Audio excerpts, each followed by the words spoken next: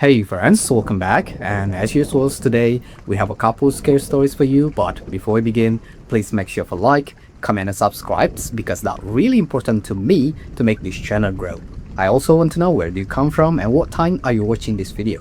So without further ado, I don't want to wasting your time. In the light, pull up your blanket or do whatever you do to relax. And as always, I hope you all have a great night. Let's begin. I took the job at Bellhaven Cold Storage because nobody else would give me an interview. I'd been out of work for 4 months after the plant I used to work at shut down, and my savings were basically gone. My landlord had already given me one warning about being late on rent, so when a staffing agency called and said a refrigerated warehouse 40 minutes outside of town needed an overnight security guard, I said yes before they even finished explaining the pay. The agency was called Aegis Protective Services, and the recruiter, a tired-sounding woman named Diane Foster, told me over the phone that the position had high turnover, which should have been my first warning. She said the facility ran cold storage for 3 different food distributors, everything from frozen produce to meat, and that my job would be to walk the floor every hour, check the loading docks, and make sure nobody who wasn't supposed to be there got in. Simple enough. 12-hour shifts, 6 at night to 6 in the morning, 4 nights a week. The pay was almost double what I'd been making at the plant. I met my supervisor, a heavy-set man named Roy Novak, on a Tuesday afternoon for training. He walked me through the building for about 2 hours, showing me the guard shack at the front gate, the loading docks on the east side, and the maze of aisles inside the main warehouse, which was kept at a steady 34 degrees. Everything smelled like cardboard and refrigerant. Roy talked fast and didn't make much eye contact, and when I asked him why the last guy quit, he just said, "Guys don't last long out here. It's isolating. Not everybody's built for it," and moved on to explaining the radio protocol.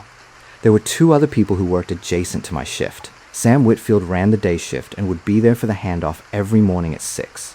He was in his 50s, friendly enough, the kind of guy who talked about his grandkids before you even asked. And then there was a maintenance tech named Curtis Bell, who came in twice a week overnight to check the compressor units and refrigeration lines, usually between midnight and 2. Roy told me if I ever saw someone else in the building overnight who wasn't Curtis, I was to call it in immediately and not approach them. My first night was a Thursday in early October.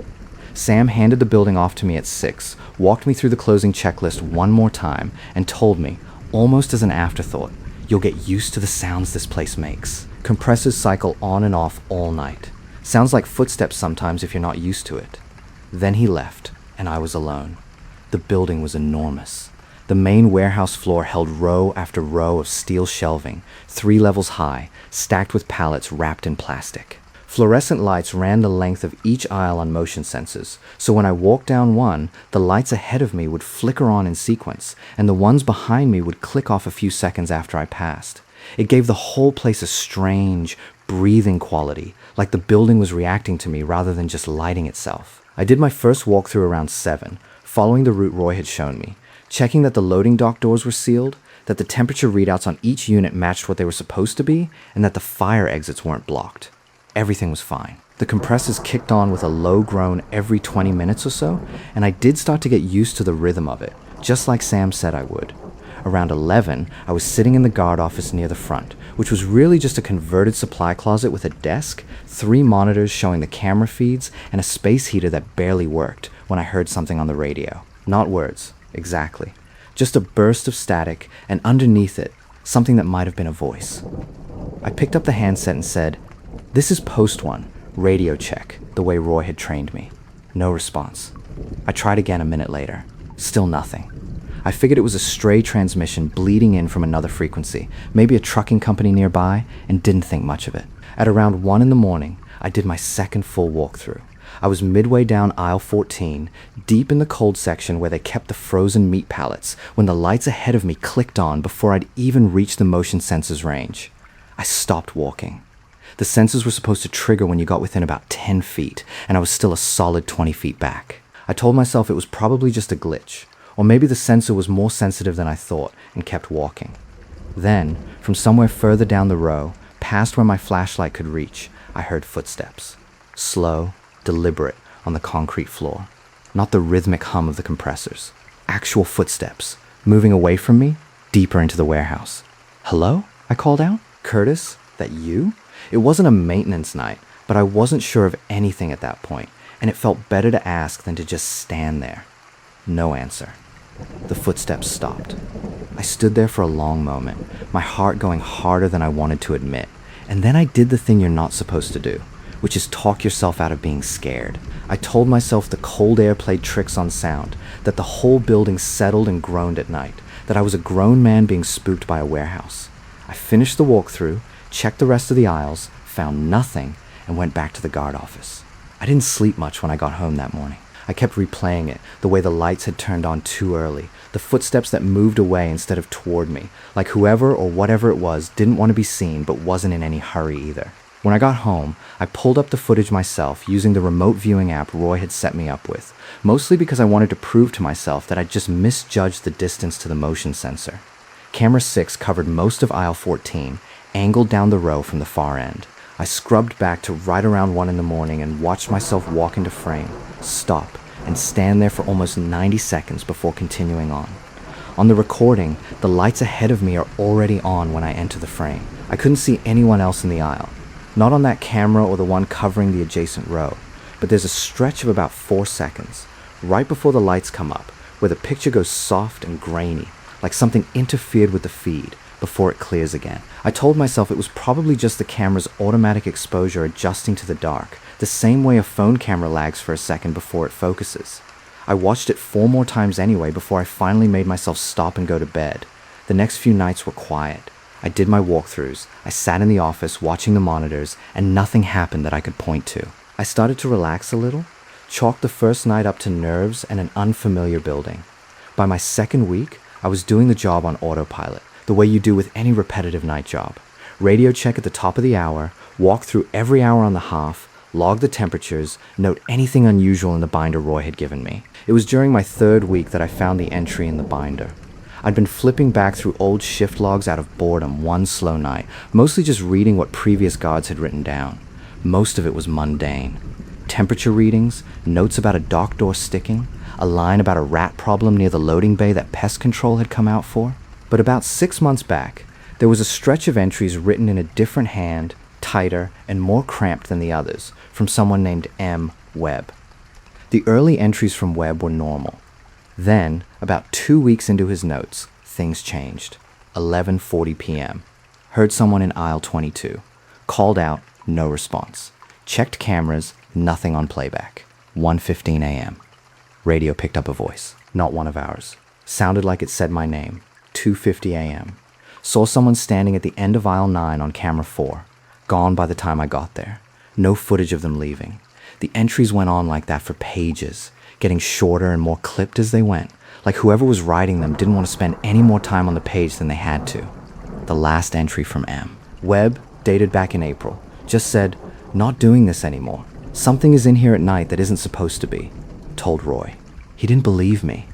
I sat with that binder open in front of me for a long time that night, rereading the entries in between my scheduled walkthroughs, comparing the dates against the calendar Roy had given me during training.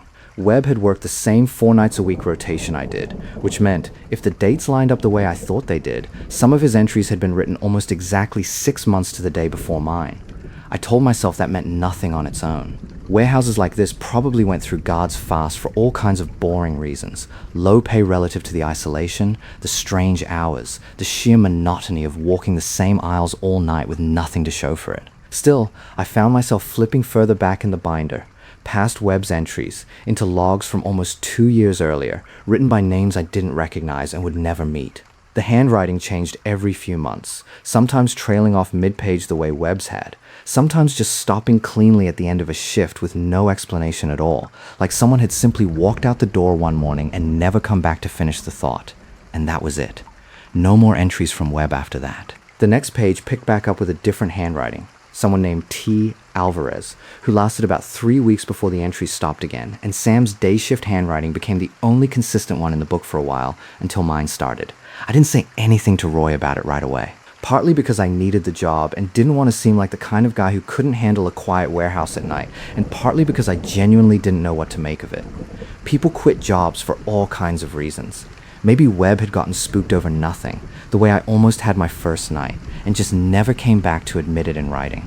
Maybe the whole thing was some kind of running joke previous guards played on each other, writing spooky nonsense in the log to freak out whoever read it next.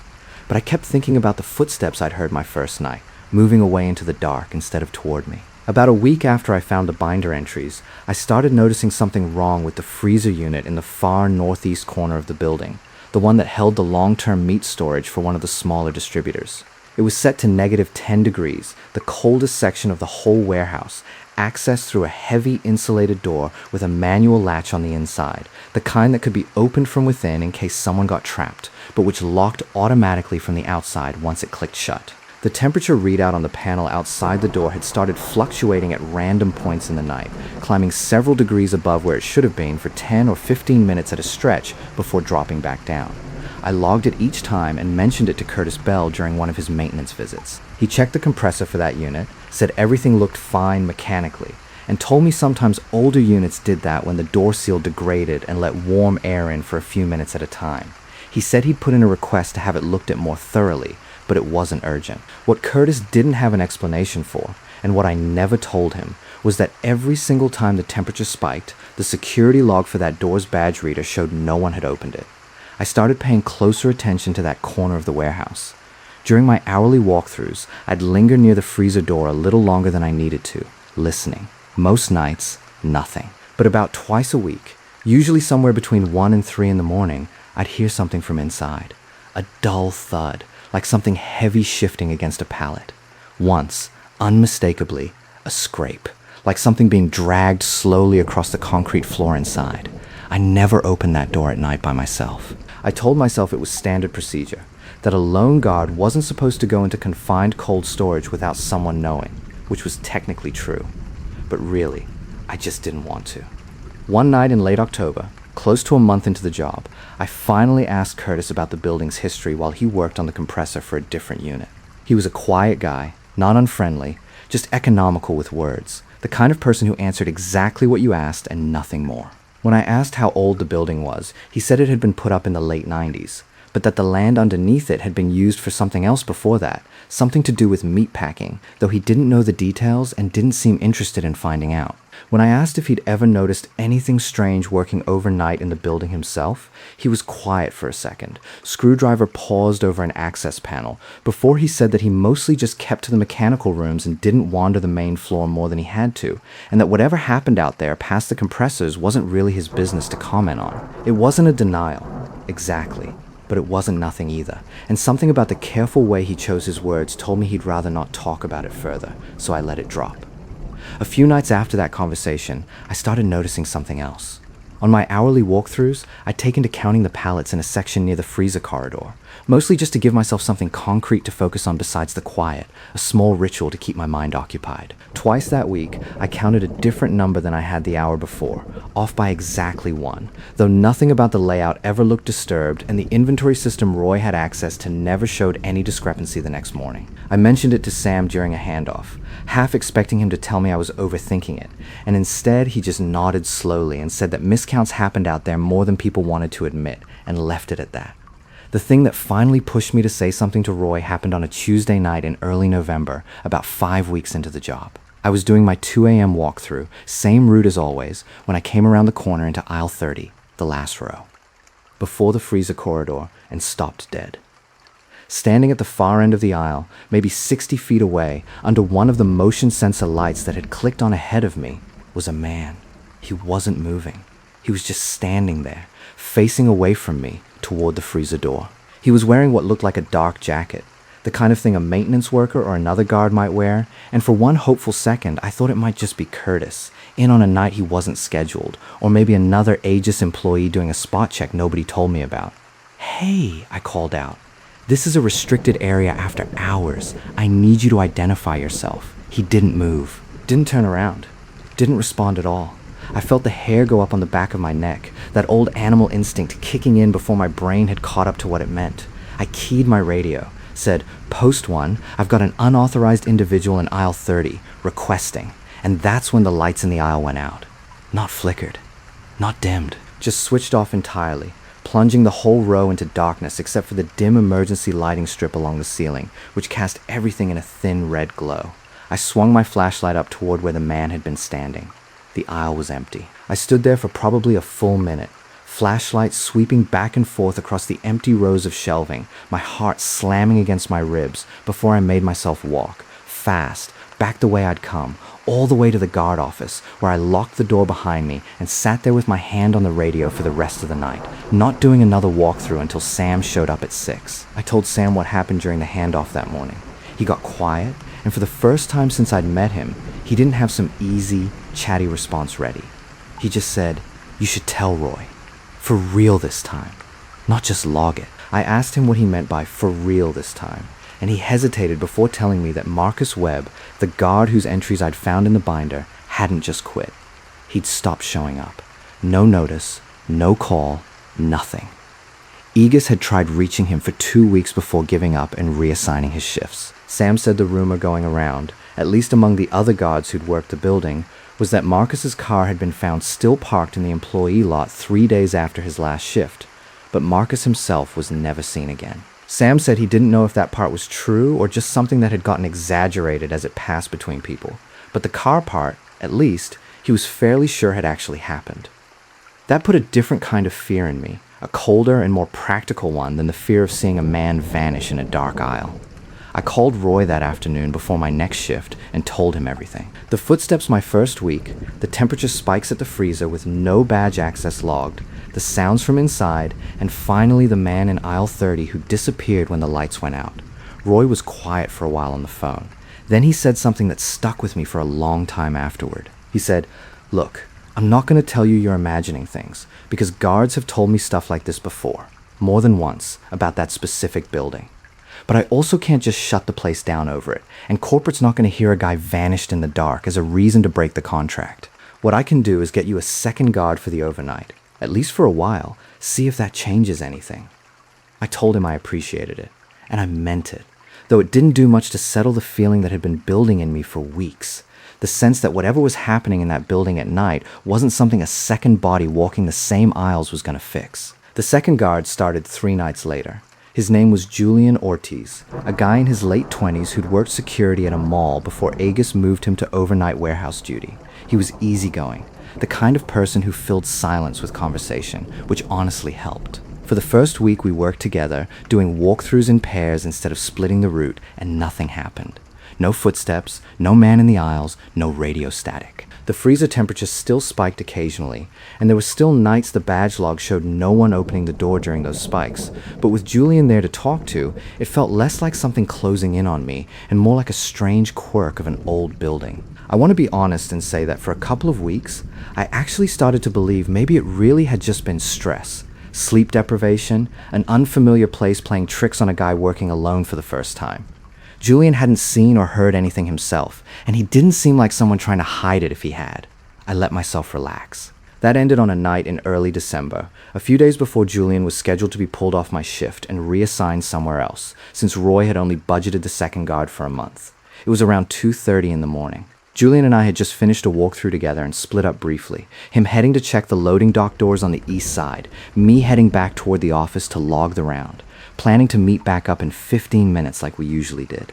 I was maybe halfway down the main corridor when my radio crackled, and I heard Julian's voice, tight and fast in a way I hadn't heard from him before. "Hey, you by the freezer? Northeast corner?" I told him no. I was in the main corridor. Why? There was a pause, longer than I liked, before he came back. I'm looking at camera 4 right now on my phone app. There's someone standing outside the freezer door. Just standing there, facing it. I told him I'd head that way, and asked him to meet me there. He said he was on the east dock. It would take him a few minutes to get across the building, but he'd come. I told him to stay on the radio with me the whole way, and he said he would. I moved fast down the corridor, flashlight up, my own footsteps loud on the concrete in a way that made it hard to hear anything else. As I came around into the freezer corridor, the overhead lights ahead of me clicked on right on cue, the way they always did, and standing there at the end of the hall, in front of the freezer door, exactly where Julian said, was the man. Same dark jacket, same stillness. This time, though, as I got closer, maybe 40 feet away, he started to turn. Slowly, like he had all the time in the world, like nothing about my presence there rushed him at all. "Building security?" I called out, my voice not as steady as I wanted it to be. You need to identify yourself right now. He kept turning, and I got my first real look at his face under the fluorescent light, and it was wrong in a way I still find difficult to describe honestly, even now. Not deformed, not monstrous in any dramatic sense. Just wrong. The way a reflection in a slightly warped mirror is wrong. Features that were almost right, but sat a fraction of an inch off from where they should have been. His skin had a grayish, flat quality under the light, like something that hadn't seen actual daylight in a very long time. I stopped walking. I couldn't make myself go any closer. On the radio, I heard Julian's voice, breathless, saying he was almost there, coming down the main corridor. I told him, as steady as I could manage, to hurry. The man at the end of the hall didn't move toward me. He just stood there, facing me now. And then, in a voice that was quiet but carried perfectly clearly down the length of that empty corridor, he said my name. I have never told anyone besides Julian exactly what that felt like, hearing my own name said by something standing in front of a freezer door in an empty warehouse at 3 a.m, something that had no earthly way of knowing it. I felt my whole body go cold in a way that had nothing to do with the temperature of the building. Then the lights went out. All of them, the entire corridor, plunged into that same thin red emergency glow as before. I heard the freezer door, the heavy insulated one with the manual latch, click open, a rush of colder air spilling out into the corridor, and in the dim red light, I watched the shape of the man step backward through the doorway into the freezer, and the door swung shut behind him with a heavy, final sound. Julian reached me maybe 30 seconds later, out of breath, asking what happened, and I honestly couldn't get the words out right away. We stood there together, staring at the closed freezer door, badge reader light still glowing its steady green, showing no access event had occurred at all. Neither of us went near that door for the rest of the night. We called Roy immediately, even though it was the middle of the night, and told him everything. Roy, to his credit, didn't argue with us or tell us we were imagining things. He told us to leave the building, both of us, wait in our cars in the front lot with the doors locked until he could get someone else out there, and that he'd deal with notifying the client in the morning. We found out later, once daylight came and a small team from Aegis, along with someone from the food distributor's corporate office, went in to open the freezer properly, that there was nothing unusual inside. No man, no footprints in the light, frost on the floor besides the ones the inspection team made themselves, nothing out of place among the stacked pallets. The temperature was exactly where it should have been. It was, by every measurable standard, an entirely ordinary freezer. Roy came out to the building himself that morning, along with 2 men from the food distributor's corporate office who wanted to see the inspection firsthand before they'd agree to keep their product in that section of the warehouse at all. I stood outside near the front gate while they went through it, not willing to go back inside even in broad daylight with 4 other people around me, and watched through the glass doors as they walked the corridor, opened the freezer, checked the badge logs on a laptop one of them had brought. When Roy came back out afterward, he looked tired in a way I hadn't seen on him before, the easy, fast-talking manner from my first day worn down to something quieter. He told me the corporate reps weren't happy, that they'd be pulling their product out within the week regardless of what the inspection found, since 2 guards walking off a shift in the middle of the night over something neither of them could fully explain was, in his words, not a great look, no matter what actually happened in there. He didn't say he believed me, not outright, but he didn't tell me I was wrong either. And when I asked him if Marcus Webb's file had ever turned up anything, he admitted that Aegis had eventually closed it out as a voluntary resignation, mostly because there was no evidence to suggest anything else, and no family member had ever come forward asking questions. I quit 2 days after that night. I didn't wait for Roy to reassign me, and I didn't ask Aegis for another placement. I told Diane Foster over the phone that I wasn't cut out for warehouse security, which wasn't really a lie, just not the whole truth. Julian lasted about another month on a different overnight shift before he transferred out too, though he never said it was because of Bellhaven specifically. For a while after I quit, I kept the job to myself. I didn't tell my mother, who still lived back in Ohio and worried enough about me as it was, and I only told a couple of close friends the barest version of it, that the warehouse had turned out to be a bad fit and I'd found something else. It felt easier that way. Saying the whole thing out loud, in full, to someone who hadn't been there, made it sound the way I knew it would sound. Like a story, something exaggerated or half-remembered, the kind of thing people nod along to politely before changing the subject. I understood that reaction, honestly, because before that November I would have done the same thing if someone told it to me. It took me almost 2 months to feel comfortable falling asleep with the lights off again. For a while, I kept a small lamp on in the corner of my bedroom, Told myself it was just habit from working nights, though I knew that wasn't really it. I'd catch myself, some nights, lying there listening for footsteps in my own apartment, certain for a few seconds that I'd heard something moving in the hallway outside my door, before my rational mind caught up and reminded me there was nothing there, that I was safe, that Belhaven was 40 minutes away and I never had to go back. I looked into it a little, afterward, more out of a need to make some kind of sense of what had happened than any real hope I'd find an answer. Belhaven Cold Storage had been built in the late 90s on the site of an older meatpacking facility that had shut down decades before that, after what local records described only briefly as an accident involving one of the freezer units, back when the plant still used older ammonia-based refrigeration systems that were far more dangerous than what's used now. The records I found didn't name anyone specifically, and I never was able to confirm whether a worker had actually died there or whether that detail was just something that had gotten added to the story as it passed between guards over the years, the same way Sam's account of Marcus Webb's car might have grown in the telling. I don't know for certain that there's any real connection between whatever happened at that old plant and what I saw in that corridor. I only know what I heard and what I saw standing at the end of that hallway, saying my name. As for Marcus Webb, I never learned anything more concrete than what Sam had already told me. I looked up his name online a couple of times over the following year, mostly late at night when I couldn't sleep, but I never found anything. No news articles, no social media presence that had updated since around the time his entries in the logbook stopped. Maybe there's a simple explanation for that too. A guy who just wanted to disappear from a life that wasn't working out, who left his car behind and started over somewhere else under different circumstances. People do that. I want to believe that's what happened to him. I still work nights, as it happens, though I stayed away from anything involving warehouses or cold storage after Belhaven. I drive for a regional courier company now, delivering overnight freight between distribution hubs, which keeps me moving instead of standing still in one building for 12 hours at a stretch. The route occasionally takes me past the general area where Belhaven is, though I've never had a reason to actually drive onto the property. Again, and I don't intend to find one. A little over a year after I left, I ran into Julian by chance at a gas station a few towns over. We talked for a few minutes, the kind of catching up conversation you have with someone you shared, something strange with, but never quite processed together afterward. He told me Aegis eventually lost the security contract for Belhaven entirely, not long after we both left, though he'd heard through someone still working there that it wasn't because of anything related to what happened to us. Just a routine contract change, a cheaper bid from a different company. He said he still thought about that corridor sometimes, especially on nights he was working alone somewhere quiet, and I told him I did too. Neither of us have ever gone back, and as far as I know, nobody who worked there during that stretch ever really talked about it publicly beyond the people directly involved. I don't know what's in that freezer at night now, under whoever holds the contract these days, or whether the man in the dark jacket is still there, waiting by that door for the lights to go out.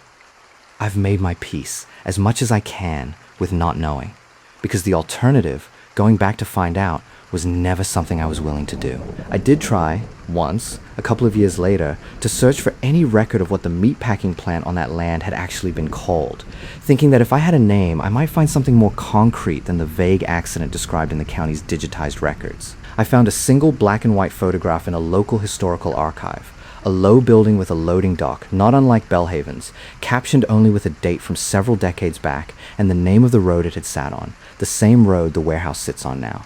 There was nothing else attached to it, no names, no further explanation, just that one photograph filed away and forgotten. I stared at it for a long time on my laptop screen, at the dark rectangle of a doorway near the edge of the frame, and told myself I was imagining that it looked like anything at all, before closing the tab and not searching for it again. I also never found out, and never tried very hard to find out, whether Marcus Webb had a family somewhere who wondered what happened to him, or whether the story of his car sitting untouched in that employee lot for 3 days was even true in the first place. Some part of me was afraid that digging further would only confirm the worst version of it, and another part of me suspected that no matter what I found, it wouldn't actually change anything about the nights I'd spent in that building, or the sound of my own name spoken by something standing in front of a freezer door. Some questions, I've decided, are better left where they are. Some nights, though, driving the empty stretch of highway that runs near the old turnoff for the property, I still glance over at the dark shape of the building in the distance, its outline barely visible against the night sky, and for just a second, I swear I can feel it looking back. Story number 2. I took the job because I needed the money and nothing else was hiring. My name's Jake Mercer. I was 23 that year, living just outside Toledo, Ohio, in a one-bedroom apartment I could barely afford after getting laid off from a warehouse job that spring. I'd been applying to everything for almost 2 months straight, and when Redwood Self-Storage posted an opening for an overnight security guard, 11 at night to 7 in the morning, 5 nights a week, I applied within the hour. $22 an hour just to sit in an office and watch cameras sounded like the easiest money I'd ever make. The facility itself was on the edge of town, a sprawling complex of maybe 400 storage units spread across 6 long rows of corrugated metal buildings, with a small guard office near the front gate and a chain-link fence topped with barbed wire running the whole perimeter. It had been there since the 80s, according to the manager who hired me, a tired-looking woman named Denise who ran the day shift office and made it clear within the first 5 minutes of my interview that she didn't do nights herself, hadn't in years, and wasn't going to start again for anybody. My training was supposed to be 3 nights with the current overnight guy before I took over the shift solo. His name was Marcus Okafor, and he'd been working nights at Redwood for almost 6 years by the time I met him, which struck me as a long time for a job that mostly involved sitting in a folding chair watching a bank of monitors. He was maybe 40. Quiet in a way that felt practiced rather than natural, like he'd learned to keep his voice low and his movements slow because it was better for the job somehow. He showed me around the facility on my first night, walking me through the 2 golf carts we used for perimeter checks, the layout of the 6 rows, labeled A through F, and the guard office itself, a small square room with a desk, a bank of 12 monitors covering different sections of the property, a mini fridge, and a landline phone that Marcus told me to always answer on the first ring, no matter what time it was. Even at 3 in the morning? I asked, half joking. Especially at 3 in the morning, he said, and didn't elaborate. That should have been my first real clue that something about this job wasn't quite what it looked like on paper, but I was tired and broke and grateful to have work, so I let it go the way you let a lot of things go when you need a paycheck more than you need answers. The first 2 nights of training were uneventful in almost every way. Marcus walked me through the paperwork, the perimeter check schedule. Every 2 hours, rain or shine. And the protocol for handling customers who showed up after hours needing access to their units, which happened more than I expected, mostly people grabbing something for an early flight or moving stuff around before a yard sale. He was a decent teacher, patient, thorough, though he had this habit of glancing at the clock on the wall every so often, almost involuntarily, like he was tracking something I wasn't in on. It was on my 3rd night, the last night of training before I'd be taking the shift alone, that things started feeling different. Marcus and I were doing the 10 o'clock perimeter check, driving the golf cart slowly down row C, when he suddenly told me to stop the cart and cut the headlights. I did, and we sat there in the dark for a second before he pointed toward the far end of the row, where one of the roll-up doors on a unit was standing about 2 feet open. "That one's supposed to be locked," he said, quiet.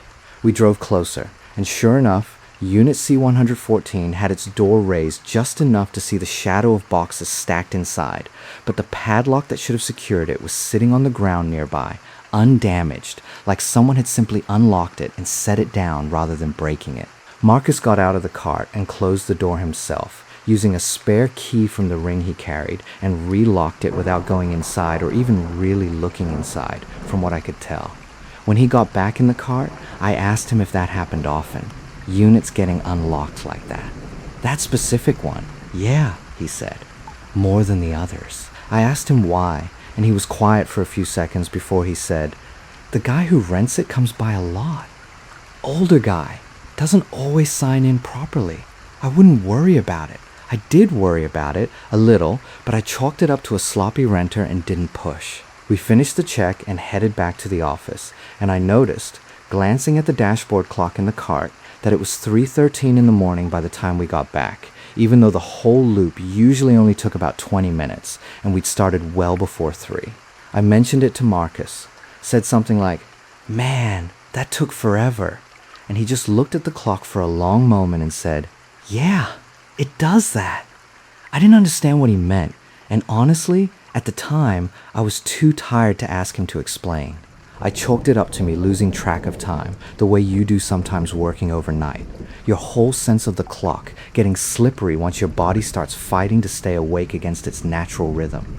My first solo night was the following Monday, and it was quiet enough that I almost forgot to be nervous. I did the perimeter checks on schedule, watched the monitors, ate the sandwich I'd packed, and even started to enjoy the strange stillness of the place at 2 or 3 in the morning when the whole facility felt like it belonged only to me. Around 3 a.m., I noticed the time again. I'd started keeping an eye on the clock after what Marcus said, and it ticked past 3:13 without anything unusual happening. I remember feeling almost silly for having worried about it at all. That feeling didn't last past the second week. It was on a Thursday night, my 9th or 10th shift working alone, when I first heard the footsteps. I was sitting in the office around 3 a.m., watching the monitors, and on camera 4, which covered the far end of row D, I saw someone walking slowly between the units, moving away from the camera toward the back fence line. I couldn't make out much detail. The camera quality wasn't great, and the figure was mostly a dark shape against the dim security lighting. But I remember the walk looking strange, unhurried in a way that felt deliberate, like the person knew exactly where the cameras were and didn't care. I grabbed the radio and called out over the facility's speaker system, which we could use to address anyone on the property, telling whoever it was that the facility was closed to walk-ins after hours and they needed to head to the front gate. The figure on camera 4 stopped walking. It didn't turn toward the camera or acknowledge the announcement in any obvious way. It just stopped, standing perfectly still between 2 rows of units for almost a full minute, before continuing on and walking out of frame entirely. I drove out to row D myself a few minutes later to check, heart going harder than I wanted to admit, and found nothing. No open units. No sign anyone had been there. Nothing on the ground, no footprints in the light gravel that covered most of the walking paths between rows. I told myself it was probably just a renter who'd slipped through before I noticed, someone who left through a side gap in the fence that I hadn't found yet, though I never did locate any such gap, no matter how many times I walked that fence line afterward. The unit unlocking itself kept happening too, always the same one, C114, always sometime between 3 and 4 in the morning. I started locking it with my own padlock in addition to the customers, thinking maybe that would stop whatever was going on, but it made no difference. My lock would be found open right alongside theirs, both hanging undone on a hasp like someone had carefully, deliberately unlocked both without forcing either one. There was also the phone. Marcus had told me that very first night to always pick it up on the first ring, no matter what time it was, and for the first couple of weeks, the landline barely rang at all. Maybe 2 or 3 calls a night, almost always Denise checking in, or occasionally a customer asking about gate codes. But starting in late September, it began ringing at exactly 3:13 in the morning, every single night, without fail, whether or not anything else strange had happened that shift. I always answered it, because Marcus's instructions had lodged themselves so deep in my head that not answering felt physically wrong, like ignoring a smoke alarm. Most nights, there was nothing on the other end but a long stretch of static, faint, and hissing, the kind of sound you'd expect from an old radio caught between stations. I'd say hello 2 or 3 times, get nothing back, and eventually hang up, telling myself it was some kind of wiring issue with the old landline system, a short somewhere in decades-old cable that nobody had bothered replacing. But twice, in the weeks that followed, there was something underneath the static. The first time, it was so faint I convinced myself I'd imagined it. A voice, distant, saying something that might have been still here or might have been nothing at all, just my brain trying to impose language onto meaningless noise. The second time, about a week later, it was clearer, close enough to the receiver that there was no mistaking it for static this time. A man's voice, young-sounding, tired, said, "Is it after me yet?" I didn't answer. I hung up so fast the receiver nearly slipped out of my hand, and I sat there in the office afterward with my heart pounding, staring at the phone like it might ring again on its own. It didn't. Not that night. But I never picked it up again after 3 a.m. without feeling a specific, deep-seated dread settle into my chest first, a feeling that only ever fully faded once my shift ended and the sun came up over the fence line. I finally worked up the nerve to look inside the unit properly about 3 weeks into the job during a slow Tuesday night when curiosity got the better of caution. I told myself I was just doing my job, checking on a unit that clearly had a security issue, documenting it properly like Denise would want if I ever had to explain it. Inside, it was mostly ordinary storage unit stuff. Old furniture under sheets, cardboard boxes stacked along one wall, a rolled-up rug leaning in the corner. But near the back, sitting on top of a dusty filing cabinet, there was a framed photograph. Old, the colors faded toward yellow the way photos get after decades. It showed a young man in what looked like a security guard's uniform, standing in front of the same guard office I worked out of every night. The sign for Redwood Self-Storage clearly visible behind him, though it looked different, newer, the paint brighter than the sign I saw every night driving in. I didn't recognize the uniform style. It looked older, maybe from the 80s or early 90s, but something about the young man's face nagged at me in a way I couldn't place at the time. I took a picture of the photo with my phone, more out of habit than any real plan, and left the unit exactly as I'd found it, relocking both padlocks before heading back to the office. I didn't think much more about it that night, but the photo stayed in the back of my mind over the following days, the way something does when you know it should mean something, but you can't figure out what yet. About a week after that, I finally worked up the courage to ask Marcus about it. He still stopped by occasionally, technically retired from the night position, but picking up the occasional day shift or helping Denise with scheduling, and I caught him one afternoon in the front office before my shift started.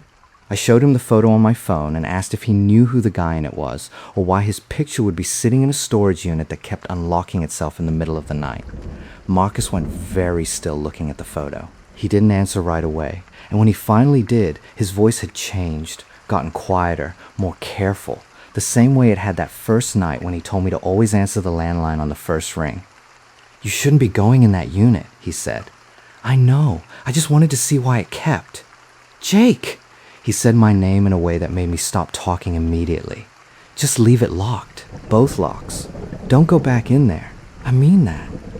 I asked him again who the guy in the photo was, and he wouldn't answer, just told me it was better if I didn't know, that some things about this job you just had to accept without understanding, the same way he had, apparently, for 6 years before deciding he'd had enough of nights and asked Denise to move him permanently to days. I should have listened to him. I know that now. But I was 23, curious and stubborn in the specific way you're stubborn at that age, when you think understanding something is always better than leaving it alone, even when everyone around you is telling you it isn't. I did try, briefly, to be careful the way Marcus wanted me to be. For almost a week after that conversation, I stuck strictly to the required perimeter checks, avoided row C and unit C114 entirely unless the schedule specifically required me to pass it, and kept the office door locked even when I was inside, which wasn't standard protocol but made me feel marginally better about the whole situation. I even started leaving a small lamp on in my apartment during the day so I wouldn't have to walk into a dark room after getting home each morning, a habit that felt embarrassing at 23 years old but that I couldn't quite make myself stop. During that same week, a customer showed up around midnight needing access to his unit before an early flight, an ordinary interaction that happened maybe once or twice a month. He was an older man, polite, apologetic about the hour, and while I walked him out to his unit in row B, he mentioned, almost as small talk, that he'd been renting a space at Redwood for going on 15 years and had seen a lot of night guards come and go in that time. I asked him, trying to sound more casual than I felt, whether he remembered a guard named Tommy, and he stopped walking for a second, thought about it, and said the name did sound familiar, though he couldn't place exactly why, like a word you almost recognize in a language you used to speak fluently and haven't used in years. He said the facility had always felt a little strange to him after dark, colder somehow than the temperature alone could explain, but that he'd never had any real trouble there himself, and he figured that was just old buildings being old buildings. I walked him back to the gate afterward and didn't bring it. Up again, though his answer stuck with me for days, that flicker of almost recognition passing behind his eyes exactly the way it would, months later, cross the face of a stranger at a gas station. Things got worse after that conversation, not better. The footsteps on camera 4 became more frequent, sometimes twice a week instead of the occasional Thursday. The figure started appearing on other cameras too. Camera 7, which covered row F, and eventually camera 2, which was mounted right outside the guard office itself, close enough that if the figure had actually been standing there, I would have been able to see it through the office window. I never did see it through the window. Not once. Only ever on the monitor, the camera capturing something the window somehow didn't, which unsettled me more than almost anything else that happened during that whole stretch, because it meant either the camera was showing me something that wasn't really there, or something was there that I simply couldn't see with my own eyes. Around the 2-month mark, I started hearing my name. It was subtle at first, easy to write off as the wind, or the old building settling, or my own tired brain playing tricks on me during the loneliest hours of the night. A voice, low, calling Jake from somewhere out past the fence line, or from down one of the rows during a perimeter check, always too far away and too indistinct to be sure I'd really heard anything at all. But it kept happening, and it kept getting closer, until one night in early October, doing my 2 a.m. perimeter check on row C, I heard it clearly enough that there was no mistaking it for wind or imagination. Jake! It came from directly behind me, close, maybe 10 feet away, in a voice that sounded almost like my own, pitched slightly wrong, like a recording played back at the wrong speed. I spun around with my flashlight, and the row behind me was completely empty, nothing but gravel and the long metal wall of storage units stretching off into the dark. I didn't finish the perimeter check that night. I drove straight back to the office, locked the door, and sat there with every light on until my shift ended at 7, watching the monitors obsessively, jumping at every small movement on screen, even when it turned out to be nothing more than a moth drifting past one of the security lights. I called Marcus the next afternoon, and I told him everything. The voice, how close it had sounded, how it had used my actual name. And I asked him, point blank, what was going on at that facility, because I was done accepting vague warnings without any real explanation. He was quiet on the phone for a long time before he finally told me the story. He said that back in the late 80s, Redwood Self-Storage had a night guard named Tommy Vance, young guy, early 20s, who'd taken the job for pretty much the same reasons I had. Needed the money, nothing else was hiring, figured it'd be easy work. Marcus said Tommy worked there for a little over a year before he disappeared one night, sometime in October, right in the middle of a shift. No struggle, no sign of forced entry anywhere on the property, no explanation the police were ever able to piece together. His car was still in the lot when the day manager showed up that morning. His radio was found sitting on the desk in the guard office, still on, quietly hissing static. He was never found. Marcus said that after that, the facility went through guard after guard on the night shift, most of them lasting only a few weeks or a couple months before quitting suddenly, citing vague reasons, didn't like the hours, found something else, just stopped showing up one night and never came back. He said he himself had lasted longer than almost anyone else on record, 6 years, and that he honestly didn't know why, except that maybe he'd figured out, somewhere along the way, not to look too closely at whatever was happening on that property, and that whatever it was seemed to leave you alone as long as you didn't go poking around. I asked him about the photo, about the young man in the old uniform sitting in Unit C-114, and he told me, quietly, that it was Tommy. That the unit had been rented under Tommy's name decades ago, and never once, in all those years, had anyone come forward to claim it, cancel the lease, or clear it out, even though Redwood's own policy was supposed to auction off abandoned units after 90 days of non-payment.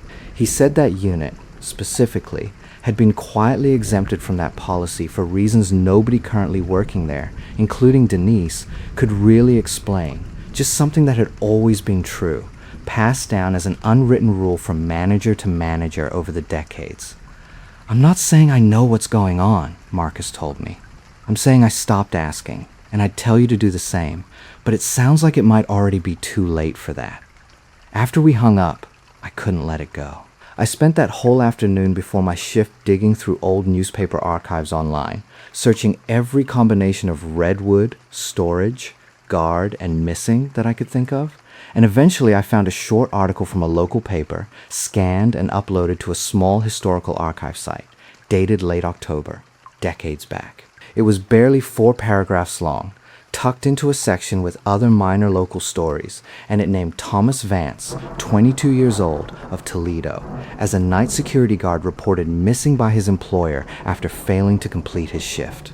The article said his car had been found still parked in the employee lot, keys in the ignition, and that investigators had found no signs of forced entry anywhere on the property. No blood, no struggle, nothing beyond an open guard booth and a radio left running on the desk. There was a small, grainy photograph accompanying the article, low resolution, clearly scanned from an old newspaper page, but unmistakably the same young man from the photograph inside Unit C-114. Same face, same posture, even wearing what looked like the same uniform. The article ended with a line from the investigating officer at the time, quoted directly, saying that in 20 years on the force, he'd never worked a case that left as little physical evidence behind as this one, and that if he hadn't seen the empty booth and the running radio himself, he'd have assumed the young man simply walked off the job and never looked back.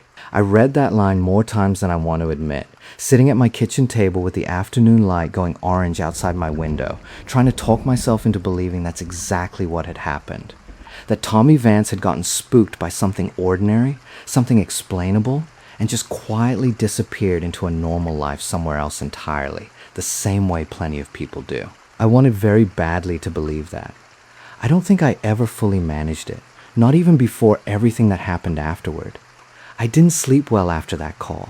I thought seriously about quitting, about walking away from the $22 an hour and finding something else, anything else, that didn't come with a story like the one Marcus had just told me. But rent was due in 11 days, and I didn't have another job lined up. And there was a part of me, a stupid, stubborn part, that told myself the worst of it was probably over now that I understood what was happening, that knowledge alone would somehow be enough to protect me. I kept working. I kept hearing my name, more often now, sometimes twice in a single shift. I kept seeing the figure on the monitors, closer to the office each time, until one night in the last week of October, it appeared on camera 2, standing directly outside the office door, close enough that the motion light above the door should have triggered, though it never did, not once, the entire time the figure stood there. I watched it on the monitor for almost 5 full minutes, too afraid to open the door, too afraid to look through the window, which somehow, as always, showed nothing but an empty patch of gravel and the dark shape of row A stretching off into the night. On the monitor, though, the figure stood perfectly still, facing the door, and for the first time since any of this had started, I could make out enough detail to see that it was wearing a security guard's uniform, the same style as the one in the photograph, standing with its head tilted slightly, almost like it was listening for something on the other side of the door.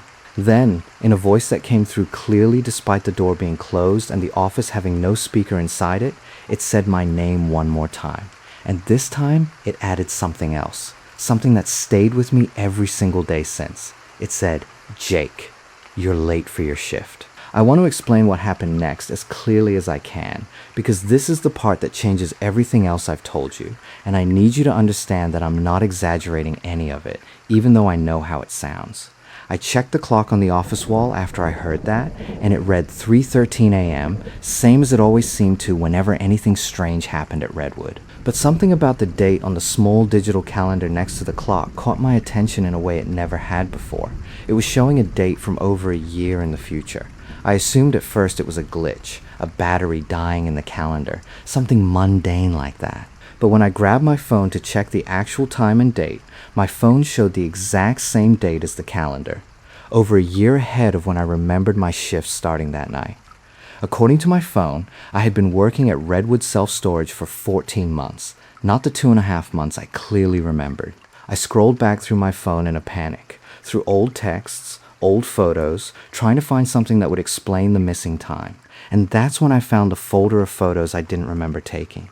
Dozens of pictures of the guard office, the monitors, the golf cart, row C at night, all time-stamped across the past year, spread out steadily as if I'd been taking them regularly the entire time, documenting a routine I had no memory of living through. And then I found a photo of myself. It must have been a selfie, taken in the reflection of the office window sometime late at night, my own face lit up by the glow of the monitors behind me. except the face in the photo didn't look like it had aged 2.5 months. It looked older, tired in a deeper way than exhaustion alone could explain, with a uniform that looked different from the one Denise had given me on my first day. An older style, the same style as the man in the photograph inside Unit C-114, the same style the figure outside the office door was wearing at that exact moment. I opened the office door.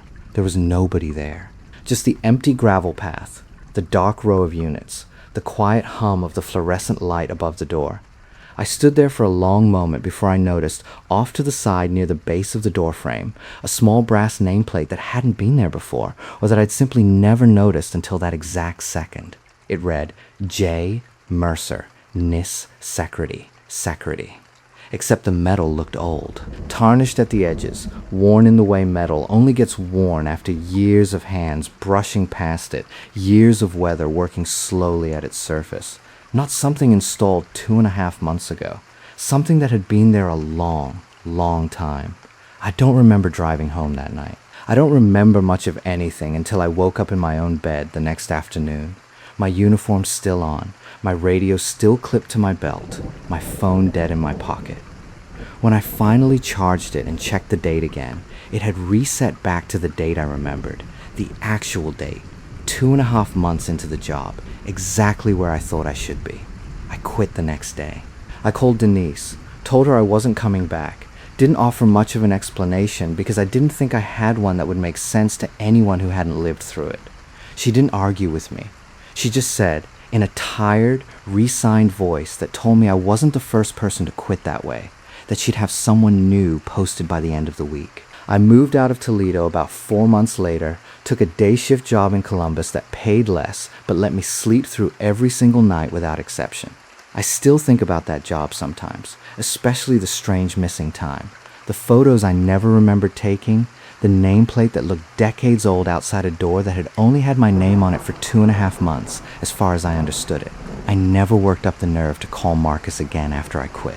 I still have his number saved in my phone, and every so often, usually late at night when I can't sleep, I think about calling him, asking him the one question I never got to ask before everything happened. Whether he ever noticed missing time during his own 6 years at Redwood, whether he ever found photographs he didn't remember taking, whether the version of himself he saw reflected in that office, window during his last few months on nights looked exactly like himself, or like someone slightly older, slightly more tired, wearing a uniform from an era that had already passed by the time he was hired. I never called to ask, because some part of me is genuinely afraid of what the answer might be, and an even bigger part of me is afraid of a different question entirely, one I can't stop turning over no matter how hard I try to leave it alone. If Tommy Vance disappeared from that guard office one October night decades ago, and if the man in that faded photograph really was him, standing in a uniform that never changed, in a unit that time and policy both somehow forgot to touch, then who, exactly, was standing on the other side of the office window all those nights on camera too, close enough to trigger a motion light that never once turned on? And whose face, exactly, was aging in that unit's dust and shadows the entire time I thought I was the only guard who'd ever really been there? Mine, or somebody else's wearing it, patiently, one October at a time, waiting for the next Jake to answer the phone on the first ring. I don't have an answer to that. I don't think I want one. But some nights, working my new day job, driving home well before dark, I catch my reflection in a window or a car mirror and, just for a half second, I don't quite recognize the tired face looking back at me, like it belongs to someone standing a little further away than I am, wearing a uniform I stopped owning months ago. It passes quickly enough that I can almost convince myself I imagined it. Almost. But every single night since I left Redwood, without exception, I make sure every door in my apartment is locked well before 11 o'clock, because 11 was always when my shift used to start, and some habits, once a place teaches them to you, apparently don't leave when you do. There's one more thing I haven't told anyone, not even Tyler.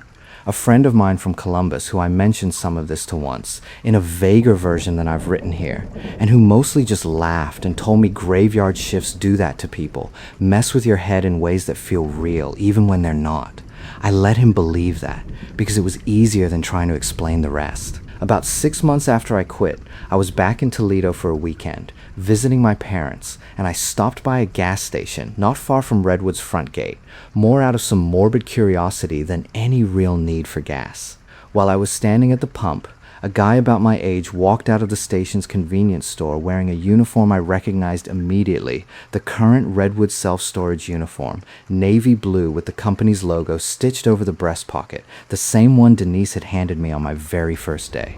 I said hello, mentioned that I used to work the night shift there myself, half expecting him to say he didn't recognize the name Jake Mercer at all, since Denise surely would have replaced me with someone new within days of my quitting. Instead, he looked at me for a long moment, something uncertain passing behind his eyes, and said, slowly, that my name sounded familiar, that he thought he'd seen it written somewhere in the guard office, in one of the old logbooks stacked in a drawer beneath the desk, entries going back years, some of them signed J. Mercer, in handwriting that looked, he said, almost exactly like his own.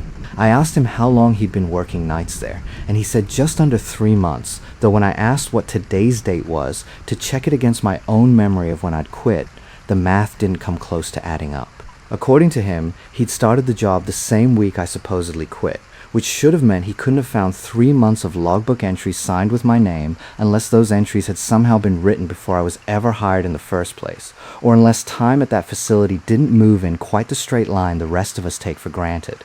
I didn't finish pumping my gas. I got back in my car and drove straight to my parents' house without stopping anywhere else, and I haven't been back to that gas station or anywhere near Redwood's front gate since. I think about that kid sometimes, wonder if he's still working nights there. Wonder if he started hearing his own name called from somewhere past the fence line yet.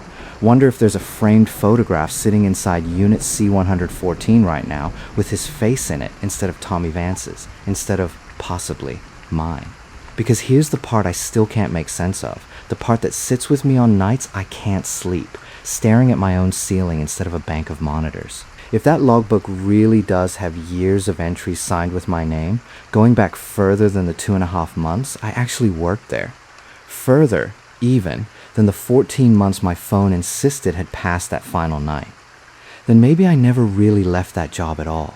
Maybe some version of me is still out there right now, driving the golf cart down row C at 2 in the morning, still hearing footsteps that don't show up through the window, still answering a phone that mostly gives back nothing but static, still waiting, patiently, uniform slowly aging in a way the rest of me somehow isn't, for the next Jake Mercer to answer an ad for easy overnight work and walk. Through Redwood's front gate, for what he'll assume, the same way I once did, is simply his very first night.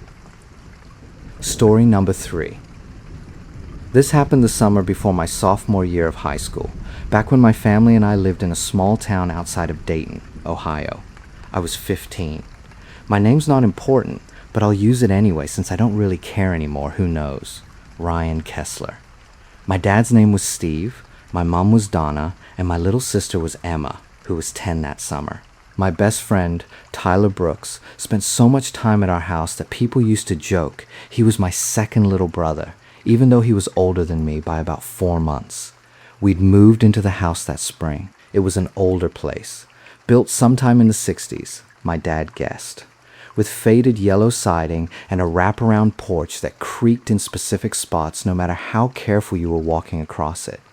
It had been sitting empty for almost 2 years before we bought it, which my parents said was the only reason we could afford a house with that much land. The lot backed up to about 4 acres of woods that technically belonged to the county, but nobody ever seemed to use them, and there was no fence separating our yard from the tree line. Just a long stretch of grass that got wilder and more overgrown the closer it got to the trees. I want to be clear that when we first moved in, none of us thought anything was wrong with the place. It was just a big yard. My dad was thrilled about it, actually, because it meant he could finally build the fire pit he'd been talking about for years, and my mom loved the idea of a garden. Emma claimed the tire swing that was already hanging from the biggest oak tree near the back fence line, even though the rope holding it up looked ancient and gray, more rot than rope. My dad checked it out and said it was still solid, so he let her keep swinging on it, though he told her not to go too high. The strange stuff didn't start until June, about 2 months after we moved in, right when school let out, and I started actually spending real time back there. The first thing was small, almost nothing, really, if I'm being fair about it. We had one of those motion sensor floodlights mounted above the garage, angled out toward the yard, and it kept clicking on in the middle of the night. My dad's theory was raccoons, which made sense, since we lived that close to the woods. It happened maybe 2 or 3 nights a week, and I only noticed because my bedroom window faced the backyard, and the light would flood in around the edges of my blinds and wake me up. I complained about it enough that my dad finally went out one night to see what was setting it off. He didn't see anything. No raccoons, no possums, nothing at all. But he noticed something that bothered him a little, even though he brushed it off talking to my mom the next morning. He said the grass near the edge of the tree line looked flattened down in a rough, wide path, like something heavy had walked through it recently. Not a deer trail, he said, because deer trails were narrow and consistent. This was wider, and it didn't really go anywhere. It just kind of stopped a few yards into the trees. I only knew about this because I overheard him telling my mom in the kitchen, and even at the time it gave me this weird, cold feeling in my stomach, though I couldn't have told you why. I didn't think about it too much after that. Kids don't, I guess. You file that stuff away and move on to whatever you were doing. Tyler started coming over almost every day once summer break hit.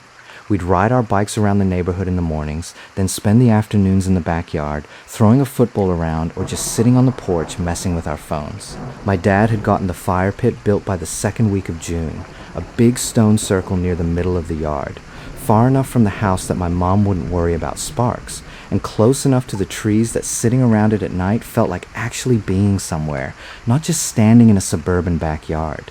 That's when Tyler and I decided we wanted to camp out back there for a night.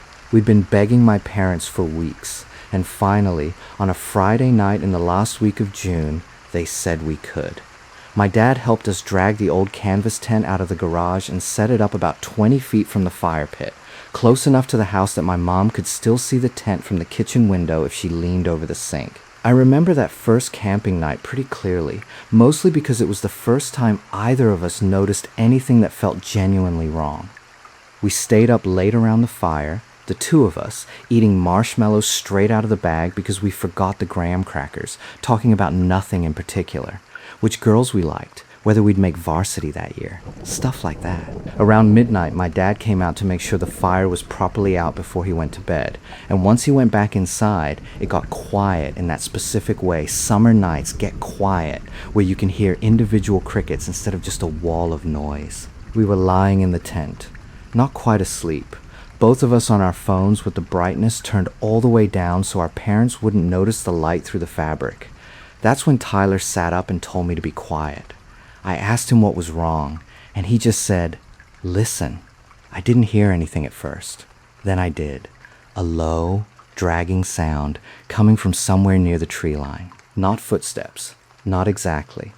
More like something being pulled slowly across the grass, with a pause every few seconds, like whatever was making the sound kept stopping to listen, the same way we were. We didn't move. I remember my heart going so hard I could feel it in my throat, and I remember looking over at Tyler and seeing that he looked just as scared as I felt, which somehow made it worse, because Tyler wasn't usually scared of anything.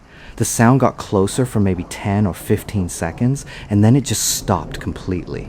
Not faded out, stopped, all at once, like someone had hit pause on it. We waited there in the dark for what felt like 20 minutes without either of us saying a word. Eventually, Tyler unzipped the flap just enough to peek out, and he said the yard looked empty. No raccoons, no deer, nothing moving at all.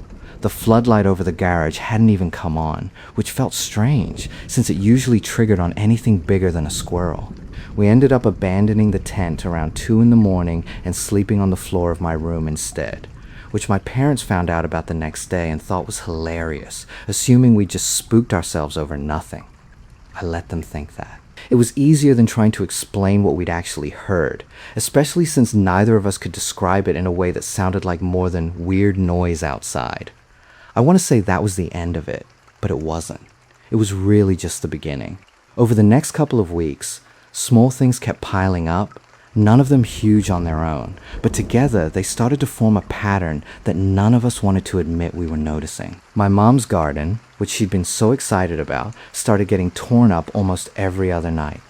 Not eaten, like you'd expect from rabbits or deer, but uprooted, Plants pulled clean out of the dirt and left lying in neat little rows a few feet away, like something had been sorting through them rather than eating them. The tire swing Emma loved so much started showing up in the morning, swung around backward. The rope twisted several full rotations around the branch, like someone had spun it hard and let go. Emma insisted she hadn't done it, and honestly, I believed her, because she wasn't even allowed back there without one of us with her by that point, not after the camping night. And then there was the shed. We had an old wooden storage shed near the back corner of the property, close to where the flattened grass trail my dad had found led into the trees. It had come with the house, and none of us used it much. My dad kept the lawnmower and some old paint cans in there, but that was about it. Sometime in early July, my dad noticed the padlock on the shed door had been messed with. Not broken, not picked, just moved. Hanging open on the hasp instead of locked shut, even though he was positive he'd locked it the last time he used the mower. He didn't think much of it at first. Thought maybe he forgot. But it kept happening. Every few days, he'd go check on it and find the lock undone again, sitting open like someone had unlocked it and then hung it back in place without actually closing it. He started locking it with a second padlock, a heavier one, just to test whether it was really being tampered with or if he was just losing his mind a little. Both locks were open again 4 days later. That was around the time my parents started talking quietly in the kitchen at night, the kind of talking that stops abruptly when a kid walks into the room. I caught pieces of it anyway. My mom wanted to call the police, or at least the neighbors, to ask if anyone else on the street was having similar problems. My dad kept saying it was probably kids messing around, some teenagers from the neighborhood pulling pranks, and that calling the cops over a garden and a lock would make us look paranoid. I actually agreed with my dad at the time. It felt more comfortable to believe that than the alternative, whatever the alternative even was. I didn't have a name for what I was actually scared of. I just knew that every time I looked toward that tree line at dusk, I felt like something was looking back. Tyler and I kept hanging out in the backyard through all of this, mostly during the day, because neither of us wanted to say out loud that we didn't want to be back there after dark anymore.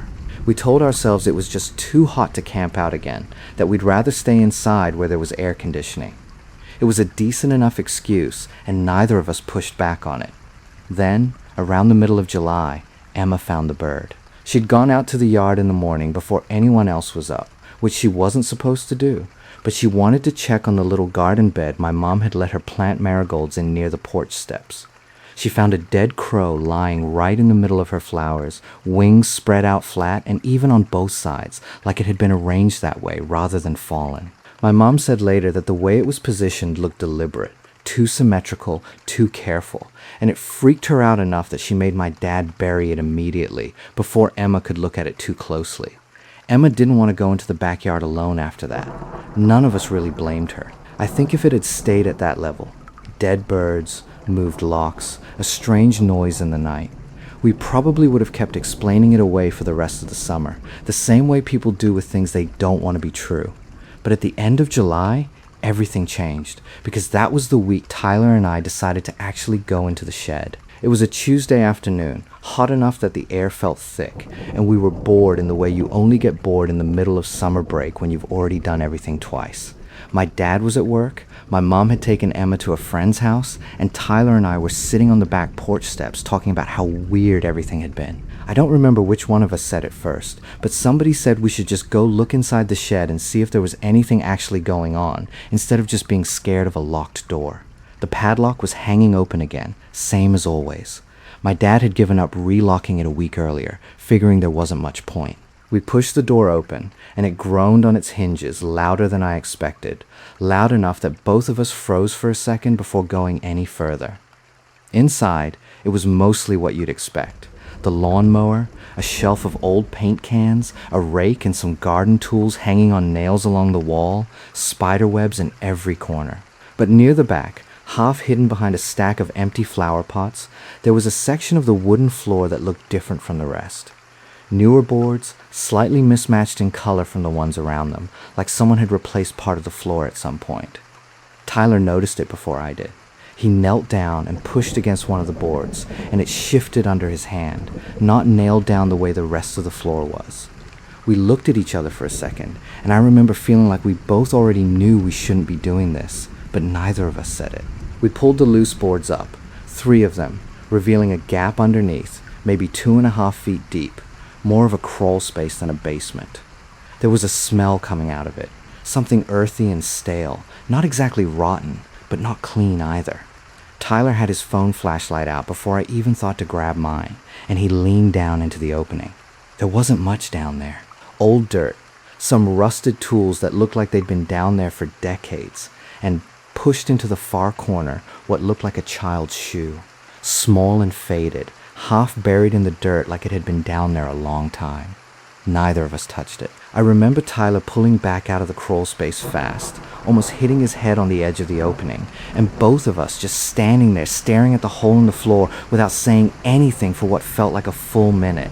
We put the boards back as best we could and left the shed, and we didn't tell anyone what we found. I know that sounds strange, looking back on it, like the obvious thing to do would have been to tell my parents immediately. But at 15, in the middle of summer, with something that felt too big and too wrong to explain, we just didn't. We told ourselves we'd figure out what it meant on our own first. That night, Tyler stayed over, and neither of us could really sleep.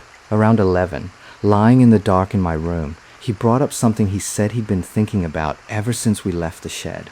He said his older cousin, who'd grown up a few streets over from our new house years before either of our families had even considered moving there, had mentioned once, offhand, that a family used to live in our house a long time ago, and that their son had gone missing one summer. Tyler said he hadn't thought about it in years, hadn't even really remembered it until we found that shoe, and that his cousin never talked about the details, just that it had happened and that the family moved away not long after. I didn't sleep much after that. Neither of us did. The next few days were quiet, almost unnervingly so. No noises at night, no disturbed garden, no open locks. Part of me wanted to believe that finding the crawl space had somehow ended whatever had been happening, that we'd stumbled onto some old, sad piece of the house's history, and that was the whole story. I know now how naive that was, but at the time, it felt like a relief, and I clung to it. Then came the first week of August, and the last week we ever spent any real time in that backyard. It started on a Thursday. My parents had gone out to dinner for their anniversary, leaving Emma with me and Tyler, who'd come over to help babysit, mostly so the two of us could hang out while pretending to be responsible. We were watching a movie in the living room when Emma said she heard someone in the backyard calling her name. I told her she was imagining it, that the TV was probably just messing with her ears, but she got up and went to the back door anyway, and I followed her because I didn't want her going out there alone. When I got to the door, I heard it too. A voice, faint, coming from somewhere near the tree line, calling out Emma in this flat, stretched out way that didn't sound quite right, like someone imitating a voice they'd only heard once or twice. It didn't sound like my mom, and it didn't sound like my dad. It didn't sound like anyone I recognized. Tyler came up behind us and told Emma to get away from the door, and something in his voice made her listen immediately. No arguing, which wasn't like her at all. We locked the back door, which we almost never did during the day, and pulled the curtains shut over the kitchen window. The voice kept calling for a few more minutes, moving slightly, like whoever, or whatever it belonged to was pacing along the edge of the yard, testing to see if we'd come out. Then, all at once, it stopped, and the motion light over the garage clicked on, flooding the whole backyard in white light. Through a gap in the curtain, I watched the light for almost a full minute, waiting for something to move into view. Nothing did. Eventually, the light clicked back off on its own, and the backyard went dark again, and none of us moved from the kitchen until my parents got home 2 hours later. We told them everything that night, all of it. The shed, the crawl space, the shoe, the voice calling Emma's name. I remember my mom's face going pale in a way I'd never seen before, and my dad going quiet for a long time before he finally said we were done using that backyard until he figured out what was going on. He went out to the shed himself the next morning, alone, while the rest of us stayed inside. He came back in about 20 minutes later and told my mom, in a low voice he probably thought we couldn't hear, that the crawl space was empty. No shoe, no tools, nothing. Just dirt, packed down smooth, like it had been swept clean. That was the part that scared me the most, honestly. More than the voice, more than the dead crow, more than any of it. because it meant something had been down there listening to us the whole time we stood over that hole in the floor, and it had known exactly what we saw.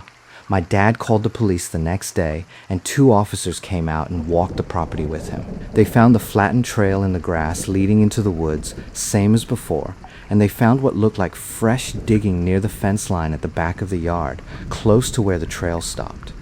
But they didn't find anything else.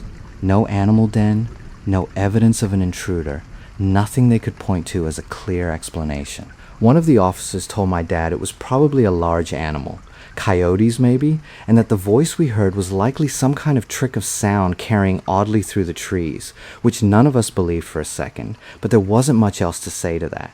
We stopped going into the backyard after dark completely after that. My dad put motion sensor cameras up along the back fence line within the week, cheap ones from the hardware store, angled toward the tree line and the shed. For a while, they didn't catch anything unusual, just the occasional deer, a few raccoons, normal stuff. I actually started to relax a little, thinking that maybe whatever had been out there had moved on, spooked off by the police walking the property or the cameras going up. Then, on the second Saturday of August, my dad checked the camera footage from the night before and found something that made him call my mom into the room without explaining why first. The footage showed the backyard at just past 3 in the morning, empty and still, grass moving slightly in the wind. And then, at the very edge of the frame, near the tree line, something stood up. It had been lying flat in the grass the whole time, low enough that the motion sensor hadn't triggered off it directly, only catching it once it rose. It was tall, taller than any person had a right to be, thin in a way that looked wrong, with limbs that moved slowly, deliberately, like it was being careful not to make noise. It stood there for almost 10 full seconds, facing the house, before it turned and walked into the trees, and the footage cut off as the motion sensor reset. My dad showed it to me once, just once, and I wish he hadn't, because I still see it sometimes when I close my eyes at night, even years later. The proportions were wrong in a way that's hard to explain unless you've seen something like it yourself. Not tall like a basketball player is tall, but tall like something had been stretched, joints bending at points that didn't line up with where a person's joints should be. My parents put the house up for sale less than 2 weeks later. They told the neighbors it was because of a job opportunity my dad had gotten in Columbus, which wasn't entirely a lie, since he did end up taking a position out there eventually, but it wasn't really why we left. We moved out by the end of August, just before school started, and none of us ever went back into that backyard again, not even to help load the moving truck. My dad handled everything back there himself, quickly, always during the middle of the day, and he never once went out after the sun started going down. I looked the house up online a few years later, mostly out of morbid curiosity. It had sold again within about 18 months of us leaving, and then again a couple years after that. I don't know the people who live there now, and I've never had the nerve to drive past it, even though it's less than 20 minutes from where I live today. Tyler and I still talk about that summer sometimes, usually late at night, usually after a few drinks, when it feels safer somehow to bring it up. He told me a couple years ago that his cousin finally gave him more details about that missing boy, that he disappeared from the backyard one summer evening decades earlier while playing alone, and that the family had spent months searching the woods behind the house before eventually giving up and moving away. The case never solved, the boy never found.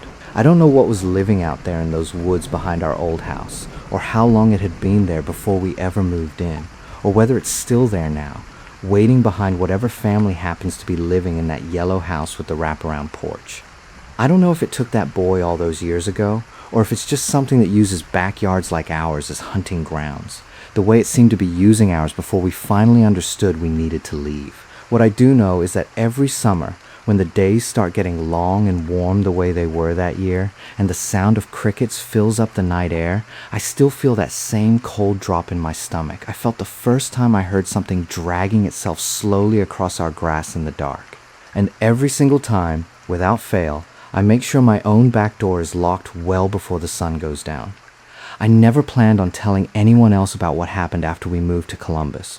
Mostly because it felt like it belonged to that house and nothing else, like whatever it was couldn't follow us if we just left it behind in that yard. For a long time, that seemed to be true. We settled into the new place. A much smaller house in a much more built-up neighborhood, no woods anywhere nearby, just other houses in every direction, close enough that you could hear your neighbors' televisions through open windows in the summer. It felt safe in a way our old house never quite had, even before anything strange started happening there. Emma adjusted the fastest out of all of us. She was young enough that summers blur together in a kid's memory, and within a year or two, she barely mentioned the old house at all, except sometimes when our parents brought it up. My mom threw herself into decorating the new place, buying furniture, painting rooms, filling the house with enough noise and light and normal domestic chaos that it started to feel like our actual home pretty quickly. My dad went quiet about it in his own way. He almost never talked about that backyard again. Not directly, though I noticed for years afterward that he'd always double-check the back door before bed, every single night, no matter how tired he was or how late he'd gotten home from work. I was the one who had the hardest time letting it go, probably because I was old enough to really understand what we'd seen and young enough that it lodged itself somewhere deep and didn't want to come loose. For the rest of that year, I had trouble sleeping unless there was some kind of noise in the background. A fan, a podcast, anything to fill the silence, because silence had started to feel like something waiting to be interrupted. Tyler's family didn't move when we did, obviously, since they'd lived in that town for years and had no reason to leave. We stayed close for a while through video calls and the occasional weekend visit, though it got harder as we both got older and busier with our own lives in different cities. But there was always this thread between us, this shared thing neither of us could really explain to anyone else, and it kept us checking in with each other more than either of us probably would have otherwise. About 2 years after we moved, when I was 17, Tyler called me late one night, later than he usually called, and I could tell right away from his voice that something was wrong. He told me that the family who'd bought our old house after us, not the first family, but the second, the ones who'd moved in after that first 18-month owner sold it again, had put up a post in the town's community Facebook group asking if anyone knew anything about unusual activity near the woods behind their property. Tyler's mom was in that group, and she'd sent him a screenshot without really thinking much of it, just passing along a weird post because she knew he used to live near there. The post described things that sounded painfully familiar. A motion light that kept triggering at odd hours. A shed on the property with a section of flooring that seemed to have been recently disturbed. A dog they owned that had started refusing to go near the back fence line at all, no matter how much they tried to coax it, whining and pulling toward the house every time they walked it back there. Neither Tyler nor I ever reached out to that family. I've thought about it 100 times since, wondering if we owed it to them to say something, to warn them the way nobody had really warned us. But every time I got close to typing out a message, I stopped myself, because what would I even say? Hi, you don't know me, but I used to live in your house, and I think there might be something living in the woods behind your yard that isn't an animal. It felt insane, even thinking it, let alone writing it down and sending it to a stranger. I don't know what happened to that family. The post got a handful of comments, mostly people suggesting coyotes or a bear, the same explanations the police had given my dad years earlier, and then the thread just sort of died out the way things do online. I checked the community group myself a few times over the following months, but there was never a follow-up post. Nothing about the family moving, nothing about anything happening to them. Maybe it really was just an animal for them. Maybe whatever we dealt with only shows up for certain people, certain summers, certain reasons none of us will ever understand. I'd like to believe that. I'm not sure I actually do. The last time I let myself think seriously about that summer in any real depth was about 4 years ago, right around when Tyler and I both turned 25. We'd both ended up back in Ohio after college, him in Cincinnati and me back in the Dayton area for work, close enough that we started hanging out regularly again, the way we used to when we were kids. One night, after a few beers on his back patio, his current backyard, small and fenced in, nothing like the wild, open one we grew up sharing summers in. The conversation turned, the way it always eventually did, back to that house. He told me something he'd never told me before, something he said he'd been sitting on since we were 15 because he didn't think I'd believe him, or maybe because he didn't fully believe it himself. He said that on the night we found the crawl space, after he went home, he woke up sometime around 3 in the morning to the sound of someone standing outside his bedroom window on the outside of the house, even though his room was on the second floor. He said he lay completely still, too afraid to get up and look, listening to slow, deliberate breathing just on the other side of the glass, in through the screen, for what felt like several minutes before it finally stopped, and he heard something climb back down the side of the house. In the morning, there were 2 long, thin gouges in the wood siding beneath his window, like something with claws or elongated fingers had used the wall to climb. He never told his parents. He never told me. Not until that night on his patio nearly 10 years later, holding a beer and staring at the fence line like he half expected to see something standing there. I asked him why he never said anything back then, and he just shrugged and said the same thing I'd been telling myself for years. That saying it out loud made it real in a way he wasn't ready for. That as long as it stayed unspoken between the two of us, it could still, technically, have been nothing. A weird noise. An overactive imagination. 2 scared kids in a summer that got away from them. But we both knew that wasn't true, and we'd known it since we were 15 years old, standing over a hole in a shed floor, looking down at a small, faded shoe that shouldn't have been there and wasn't there anymore by the time anyone else went looking for it. I still think about that backyard sometimes, more often in the summer than any other time of year, when the evenings get long and warm and the crickets start up. Right around dusk, the exact time of day the flattened grass trail always seemed the freshest, the exact time of day that motion light used to click on for no reason anyone could ever explain. I think about the family living there now, whoever they are, and I wonder if their kids have found the loose floorboards in that shed yet, if they've heard something dragging itself slowly through the grass on a quiet night, if they've stood at the back door and heard their own names being called in a voice that almost, but not quite, sounds like someone they know. I hope they haven't. I hope, for their sake, that whatever was living out there in those woods finally moved on to somewhere else entirely, some other quiet stretch of trees behind some other unsuspecting family's home, and that it never comes back to that yellow house with the wraparound porch and the tire swing hanging from the old oak tree. But some nights, lying awake in my own house, in my own bed, in a neighborhood with no woods anywhere close enough to worry about, I still hear something in the quiet that makes my whole body go still and cold. The exact same way it did that first night in the tent, the exact same way it did every single time after that, all through that last long summer we ever spent in that backyard. And every time, without fail, I find myself listening for that low, dragging sound, half convinced that if I wait long enough in the dark, I'll hear it again, closer than it's ever been. I never do. Not yet, anyway. But I still listen. A few months ago, my dad mentioned something to me almost in passing. The way he tends to bring up anything related to that old house now. Like it's easier to slip it into an unrelated conversation than to say it directly.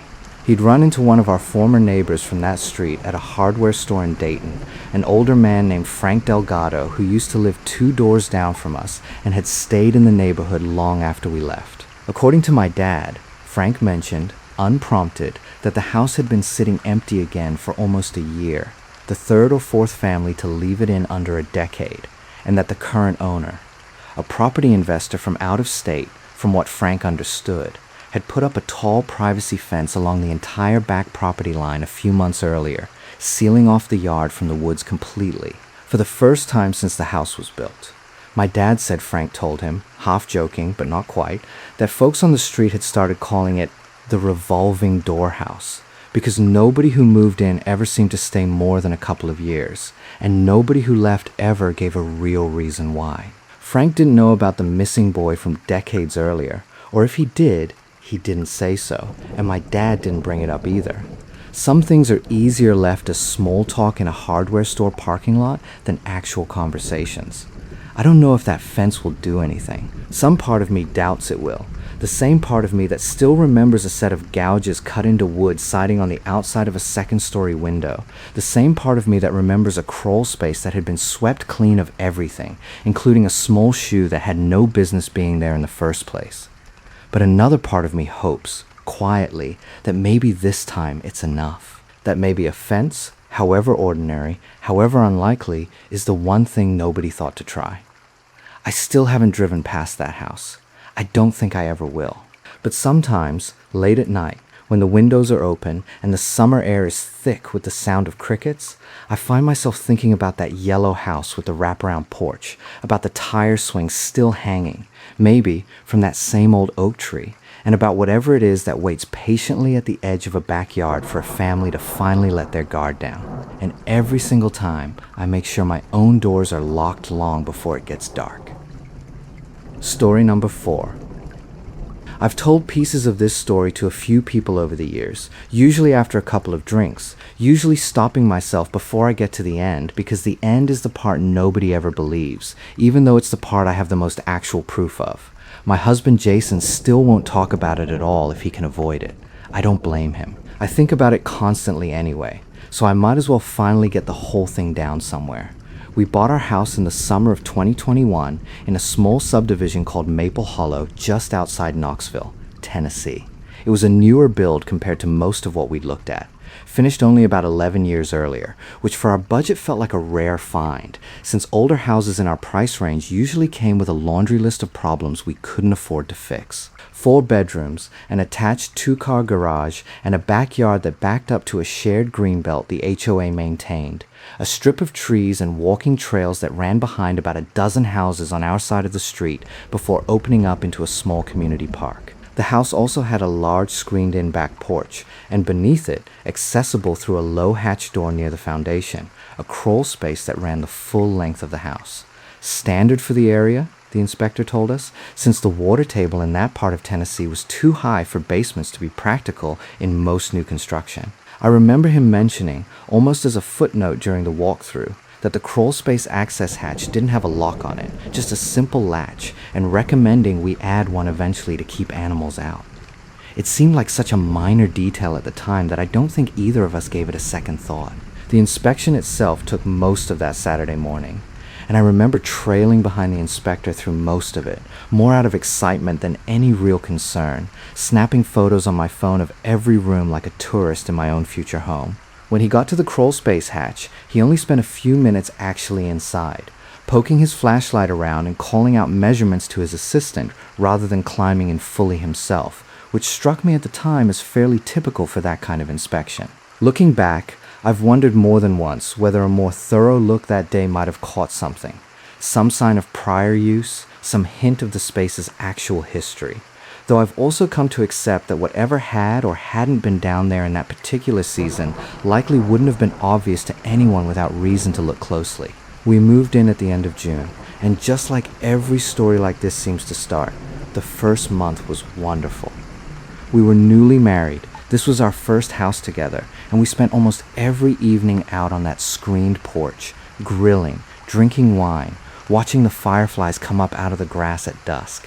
Jason worked in software and could do a lot of his job remotely that summer, so some days he'd even take his laptop out there in the mornings before it got too hot, working with the porch door open and the sound of birds in the trees behind the yard. Our next-door neighbor, a retired schoolteacher named Carol Ann Pruitt, who'd lived in Maple Hollow since it was first developed, brought over a plate of banana bread the week we moved in and stayed to chat on the porch for almost an hour, telling us about the neighborhood, the HOA rules, which restaurants in town were worth the drive. She mentioned, almost in passing, that our house had actually been one of the original builds in the subdivision, one of the first 5 or 6 homes finished when the development went up back in the early 2000s, and that it had changed hands a handful of times over the years. When I asked, out of simple curiosity, what had happened to the original family, she got a strange, distant look on her face for just a second before saying she didn't really remember, that it had been a long time ago and people moved for all sorts of reasons. I didn't press it. There was no reason to, at the time. The first odd thing happened in the middle of July, and at the time, neither of us thought it was odd at all. Jason mentioned that our porch light, a simple fixture mounted above the door leading out from the kitchen, had started flickering intermittently, sometimes staying dim for a few seconds before coming back to full brightness. We assumed it was a wiring issue, common enough in houses that had sat empty for a stretch before we bought them, and I called an electrician to take a look. He checked the wiring, found nothing wrong that he could identify, replaced the bulb just in case, and told us to call back if it kept happening. It didn't happen again for almost 2 weeks, so we let it go. Looking back, I've wondered whether that flickering had a much simpler explanation than faulty wiring, whether it coincided with someone down in the crawl space running a small appliance or light source off a rigged connection to our own electrical system, drawing enough power in brief bursts to cause exactly that kind of intermittent dimming. Nobody was ever able to confirm this for certain, since the crawl space's dugout section didn't show clear evidence of an illegal electrical tap by the time investigators searched it thoroughly. But the timing always struck me as too coincidental to fully dismiss, especially once we understood everything else that had been happening just a few feet beneath our kitchen floor during those same weeks. Around the same time, I started noticing something small but persistent. Things in the kitchen were very slightly out of place in the mornings. Not dramatically. A cabinet door left an inch open that I was certain I'd closed the night before. A chair pushed in at a slightly different angle than I remembered leaving it. The kind of thing that's easy to dismiss as your own forgetfulness, especially in a new house where you're still learning your own habits. I mentioned it to Jason a few times, and he mostly just shrugged it off, half joking that I was clearly sleepwalking and doing some late-night tidying I had no memory of. I laughed about it too, at the time. It genuinely seemed like the most reasonable explanation. There was one particular morning, in the last week of July, when I found the pantry door standing wide open and a box of crackers sitting slightly askew on the counter, the plastic liner inside torn open in a way that looked almost deliberate rather than accidental.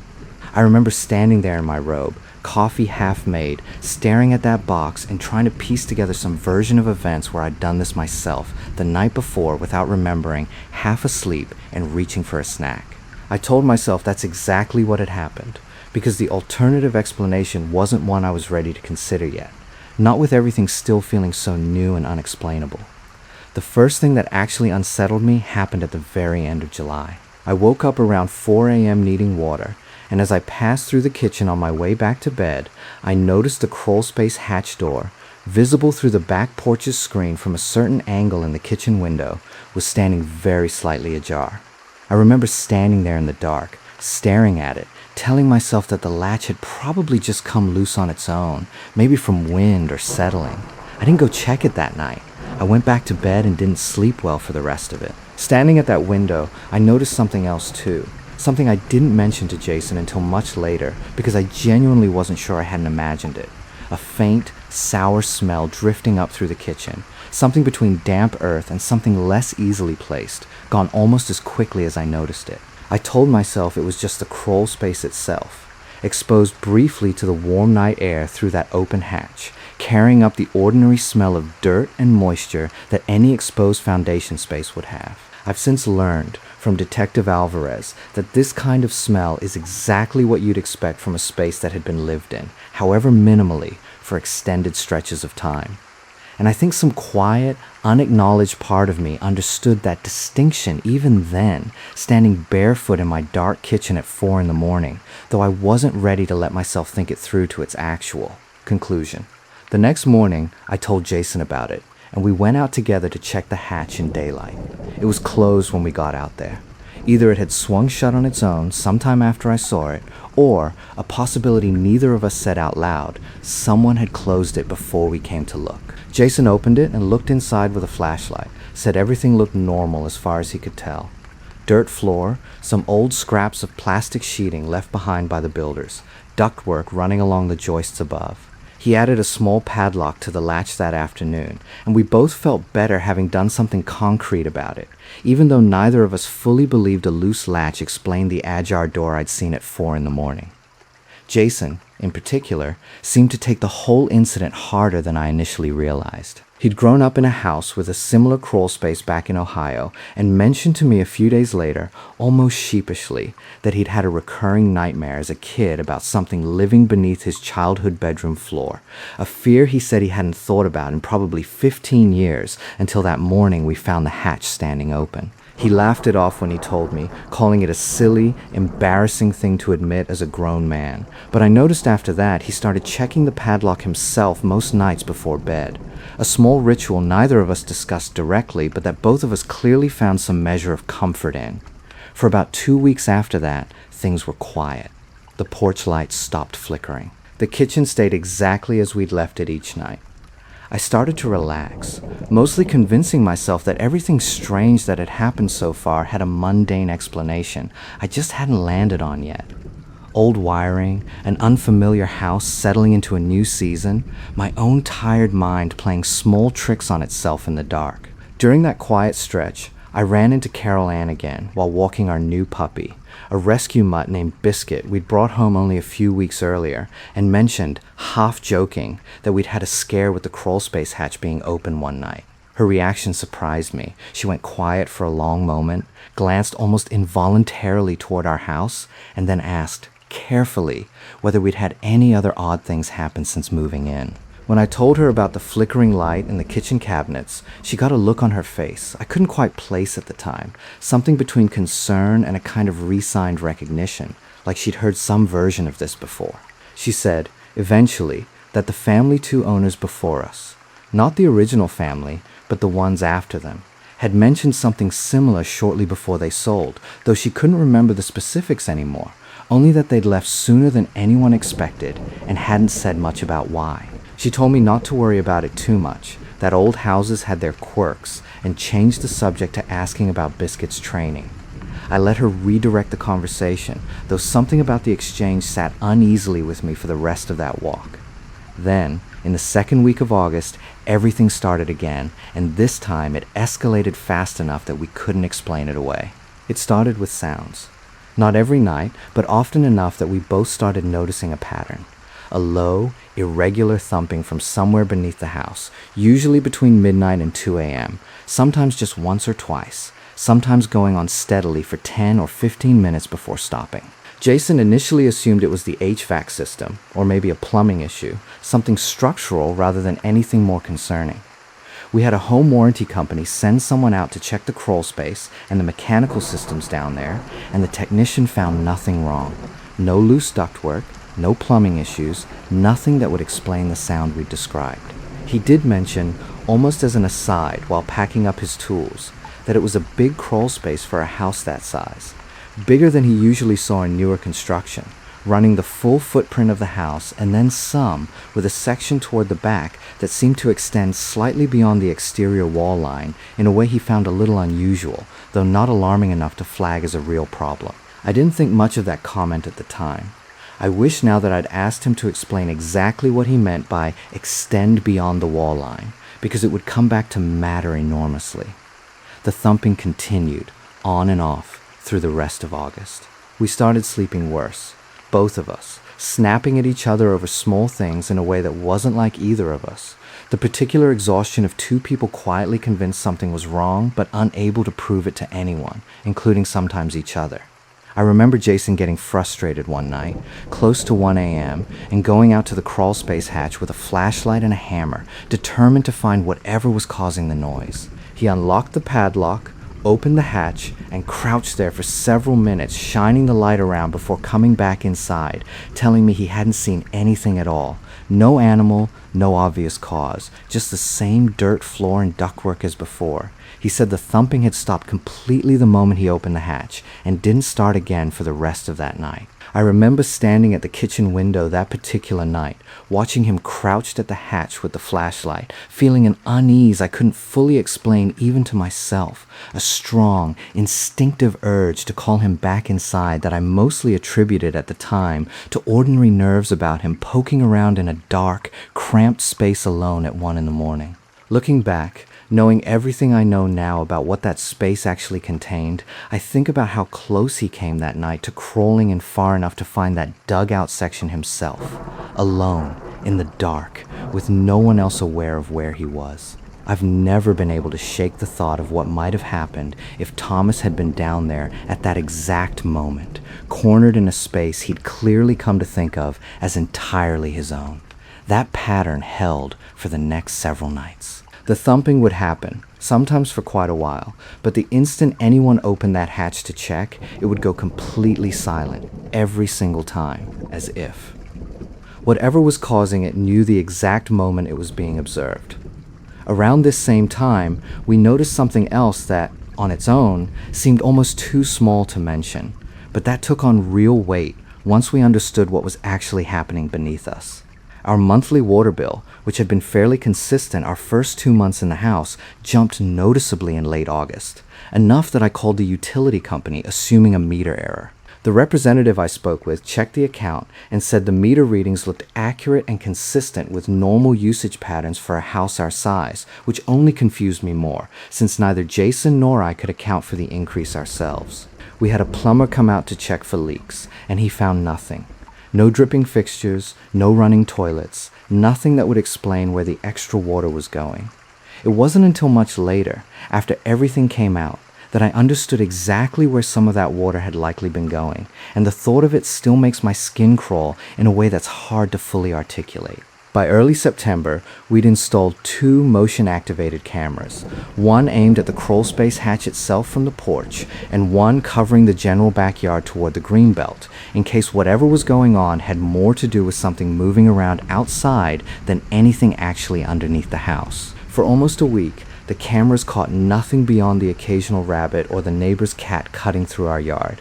We started, cautiously, to relax again. Then, on the night of September 9th, the crawlspace camera caught something that changed everything. At 1:14 a.m., the footage showed the hatch door slowly swinging open from the inside.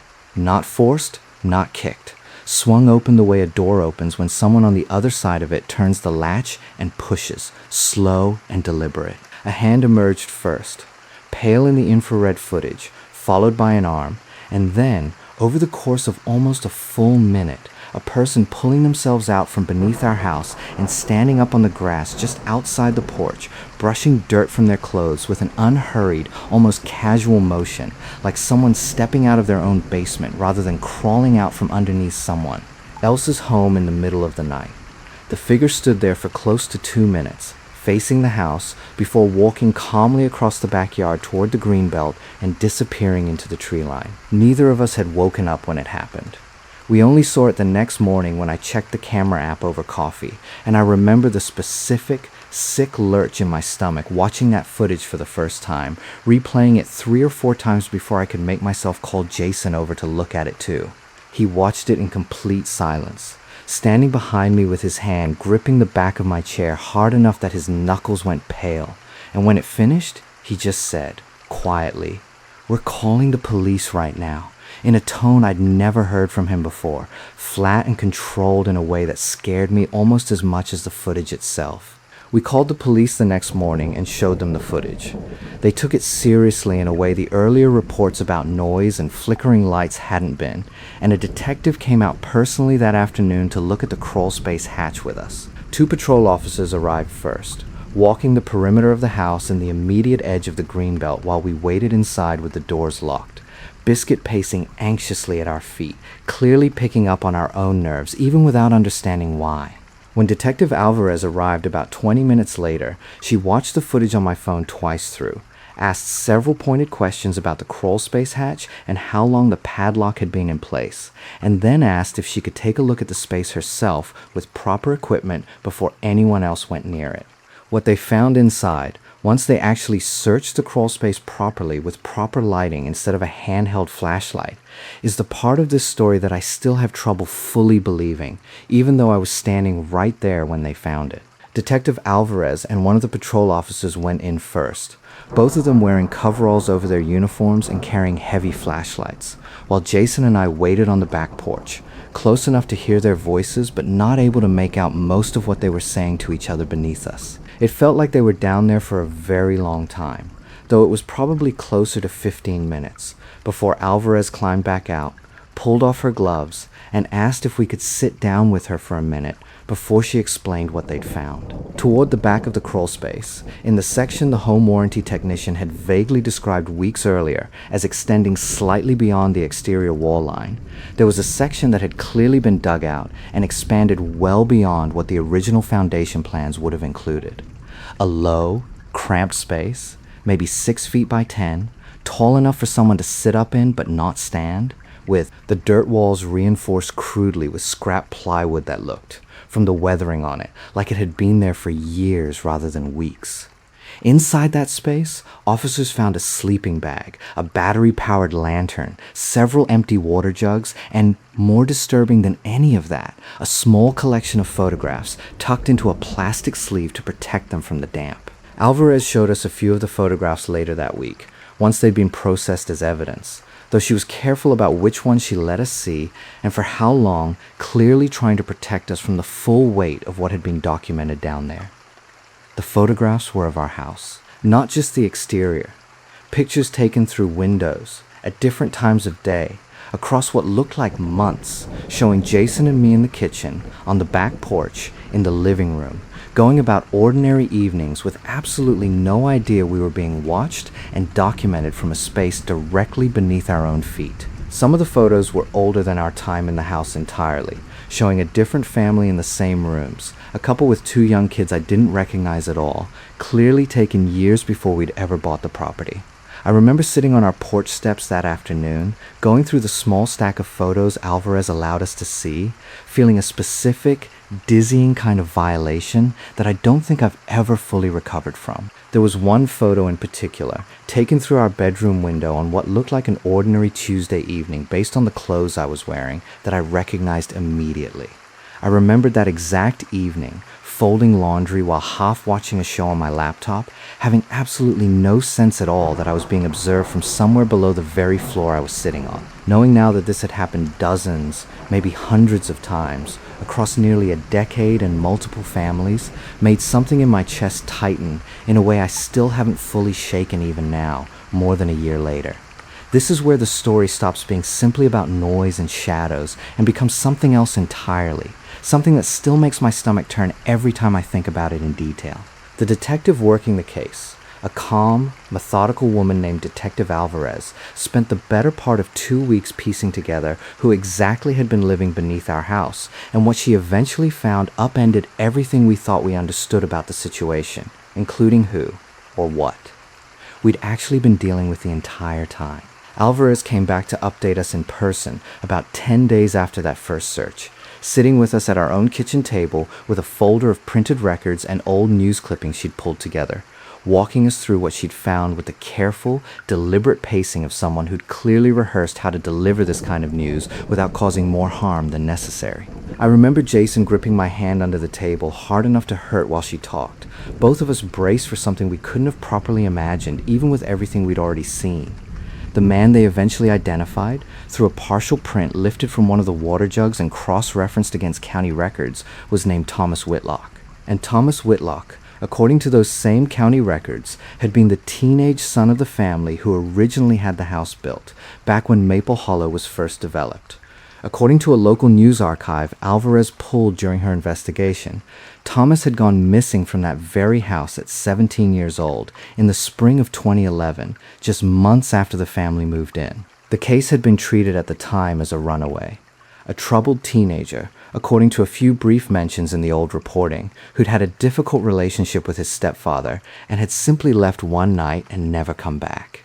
His mother had reported him missing. Search efforts had turned up nothing, and eventually, as happens with a lot of runaway cases that never resolve, it had quietly faded from the news and, presumably, from most people's memory of the neighborhood entirely. Alvarez showed us a photocopy of the original missing person flyer from 2011, a grainy yearbook-style photo of a thin, dark-haired teenager with a guarded, unsmiling expression, and something about seeing that photo made the whole thing feel suddenly, sickeningly real in a way the crawl space itself somehow hadn't quite managed to. This wasn't some anonymous drifter who'd stumbled onto our property. This was a kid who had once slept in what was probably my own bedroom, eaten dinner in what was now our kitchen, and who had, for reasons no one fully understood, chosen, or been driven, to retreat beneath the floorboards of his own childhood home rather than ever truly leaving it. Except he hadn't run away at all, or if he hadn't gone far. I asked Alvarez during that same conversation whether Carol Ann next door would have known any of this, given how long she'd lived in the neighborhood, and Alvarez said that during her canvass of the street, several longtime residents had, in fact, remembered pieces of the original disappearance, though most described it exactly the way Carol Ann had to me. Vague, distant, something from a long time ago that people preferred not to dwell on. She said this kind of collective, half-conscious forgetting wasn't unusual in cases like this, especially when a community never got real closure, never got a body or an arrest or any kind of definitive answer to hold on to. It was easier, she said, for people to simply let the details blur over time than to keep actively wondering what had really happened to a boy who'd vanished from a house that still had a family living in it, going about their ordinary lives, year after year.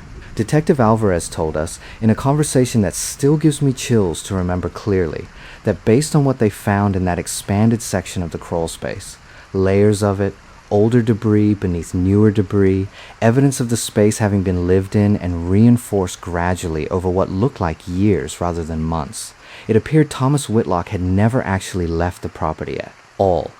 At some point after his disappearance was reported, he had, for reasons no one has ever been able to fully explain, retreated into the crawl space beneath his own family's house and simply never left it. Through multiple owners.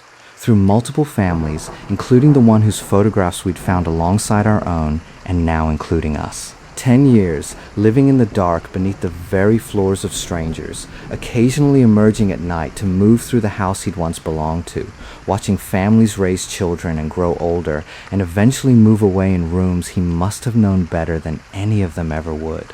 I asked Alvarez, when she told us this, how something like that was even possible. How a person could live undetected beneath an occupied house for a decade without ever being caught, without anyone noticing food disappearing, without any of the multiple previous owners ever finding what we'd found. She said, carefully, that it likely hadn't been constant the whole time, that there were almost certainly stretches where he'd left for weeks or months at a time, maybe surviving elsewhere, maybe even attempting some kind of normal life before something drew him back.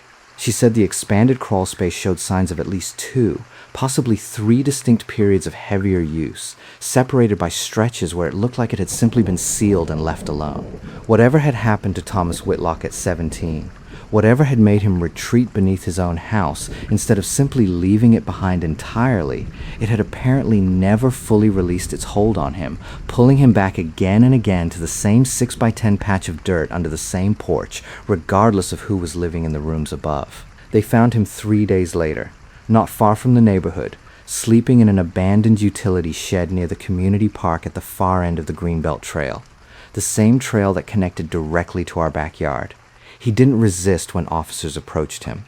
According to Alvarez, he barely spoke at all during the initial encounter, and what little he did say didn't amount to any kind of coherent explanation for the 10 years he'd spent moving in and out of that crawl space. He's currently receiving psychiatric evaluation and treatment rather than facing serious criminal charges, since nothing was ever taken from any of the homes he stayed beneath, and no one was ever physically harmed, at least as far as anyone has been able to determine. I still don't know how to feel about that outcome, even now. Some days I feel a kind of grief for him that surprises me, imagining 17 years old and whatever pain drove him underground instead of away. Other days, mostly late at night, all I can think about is those photographs. Years of them, of us, of the family before us, taken through the glass of windows we'd always assumed kept us private inside our own home. Alvarez told us, in one of our last real conversations before the case moved fully into the court system, that investigators had eventually found something else in the crawl space they hadn't shared with us right away, wanting to be sure of what they were looking at before saying anything. Buried near the back wall of the dugout space, wrapped carefully in what looked like an old bedsheet, they'd found a small collection of childhood belongings. A stuffed animal, a handful of toy cars, a couple of children's books, all of it clearly decades old and clearly not belonging to Thomas himself, given the apparent age of the items relative to when he would have been a teenager. Alvarez said the working theory, based on interviews conducted with Thomas's surviving relatives, was that these had belonged to him as a much younger child, kept and moved down into that space at some point, a fragment of the life he'd had before whatever happened to him at 17 that none of us would likely ever fully understand.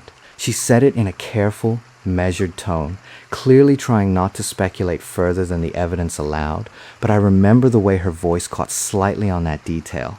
Like even someone who'd worked cases like this for years still found something uniquely unsettling about it. We moved out within a month of all of this being resolved, obviously. We sold the house at a significant loss, since by the time it went back on the market, most of the neighborhood already knew exactly why, and no amount of staging photos could undo what everyone on that street understood had been living beneath one of their homes for the better part of a decade. I've heard, through a neighbor we're still loosely in touch with, that the new owners had the entire crawl space excavated and re-poured as a proper condition basement before moving in, which I understand completely, even if I sometimes wonder whether that kind of change can ever really undo what a space like that has held inside it for so long. Jason and I live in a condo now, a mid-rise building downtown with no yard, no crawl space, nothing beneath us but a parking garage and the foundations of the building itself. I used to think I'd miss having a yard again someday, the way I did when we first started house hunting after we got married. I don't think about it that way anymore. Some nights, lying awake in a building with dozens of other units stacked above and below and beside ours, I find myself oddly grateful for exactly that. For knowing, with total certainty, that there's no dirt floor beneath me where anyone could quietly build a life without my ever noticing, watching me through the glass of my own kitchen window from a space I never even knew existed. We saw a couples counselor for a few months after we moved, not because our relationship had fractured exactly, but because we both needed somewhere to put everything we were carrying that didn't involve constantly rehashing it with each other at midnight. She helped me understand something I hadn't been able to name on my own. That a lot of my lingering fear wasn't really about Thomas Whitlock specifically anymore, but about the broader, harder truth the whole situation had forced on me. That you can live inside a space, love it, fill it with your own routines and rituals and quiet evenings, and still never fully know everything it contains. That certainty, the kind I used to take completely for granted about my own home, was the thing I think I actually lost that September, more than any sense of physical safety. It's taken a long time, and a lot of deliberately mundane, unremarkable nights in our new place to start rebuilding even a fraction of that back. I think about those photographs constantly, still. Not just the ones of Jason and me, though those are the ones that keep me up most nights. I think about the family before us, the one with the 2 kids, whose faces I never got the chance to properly see beyond a few blurry, distant shots the detective allowed me a brief look at during the investigation. I've wondered, more than once, whether they ever noticed anything strange during their years in that house. A flickering light, a cabinet door left slightly open, a low thumping sound beneath their feet in the middle of the night that they explained away, the same way we did, as nothing more than an old house settling, or their own tired minds playing tricks in the dark. I've thought, too, about trying to track that family down somehow, just to ask them directly, but every time I get close to actually doing it, I stop myself. Part of it is respecting whatever peace they may have already made with their years in that house, assuming they never found out what we eventually did. But a bigger part of it, if I'm honest, is that I'm not sure I could handle hearing the answer either way. If they say no, nothing strange ever happened, it would mean Thomas simply hadn't been active during their years there, which raises its own uncomfortable question of what, exactly, made him choose to resurface again once we moved in. And if they say yes, that they noticed things too and simply never followed up on it the way we eventually did, I think that might be even harder to sit with, knowing how easily this could have gone on for years longer than it already had, undiscovered, if we'd made slightly different choices about which small, strange details were worth taking seriously. I hope, for their sake, that they never found out the truth the way we eventually did. And some small, uncomfortable part of me hopes, just as much, that they never will. Thank you for watching, and what do you think about that stories? I hope you enjoy, and see you on the next video. Bye.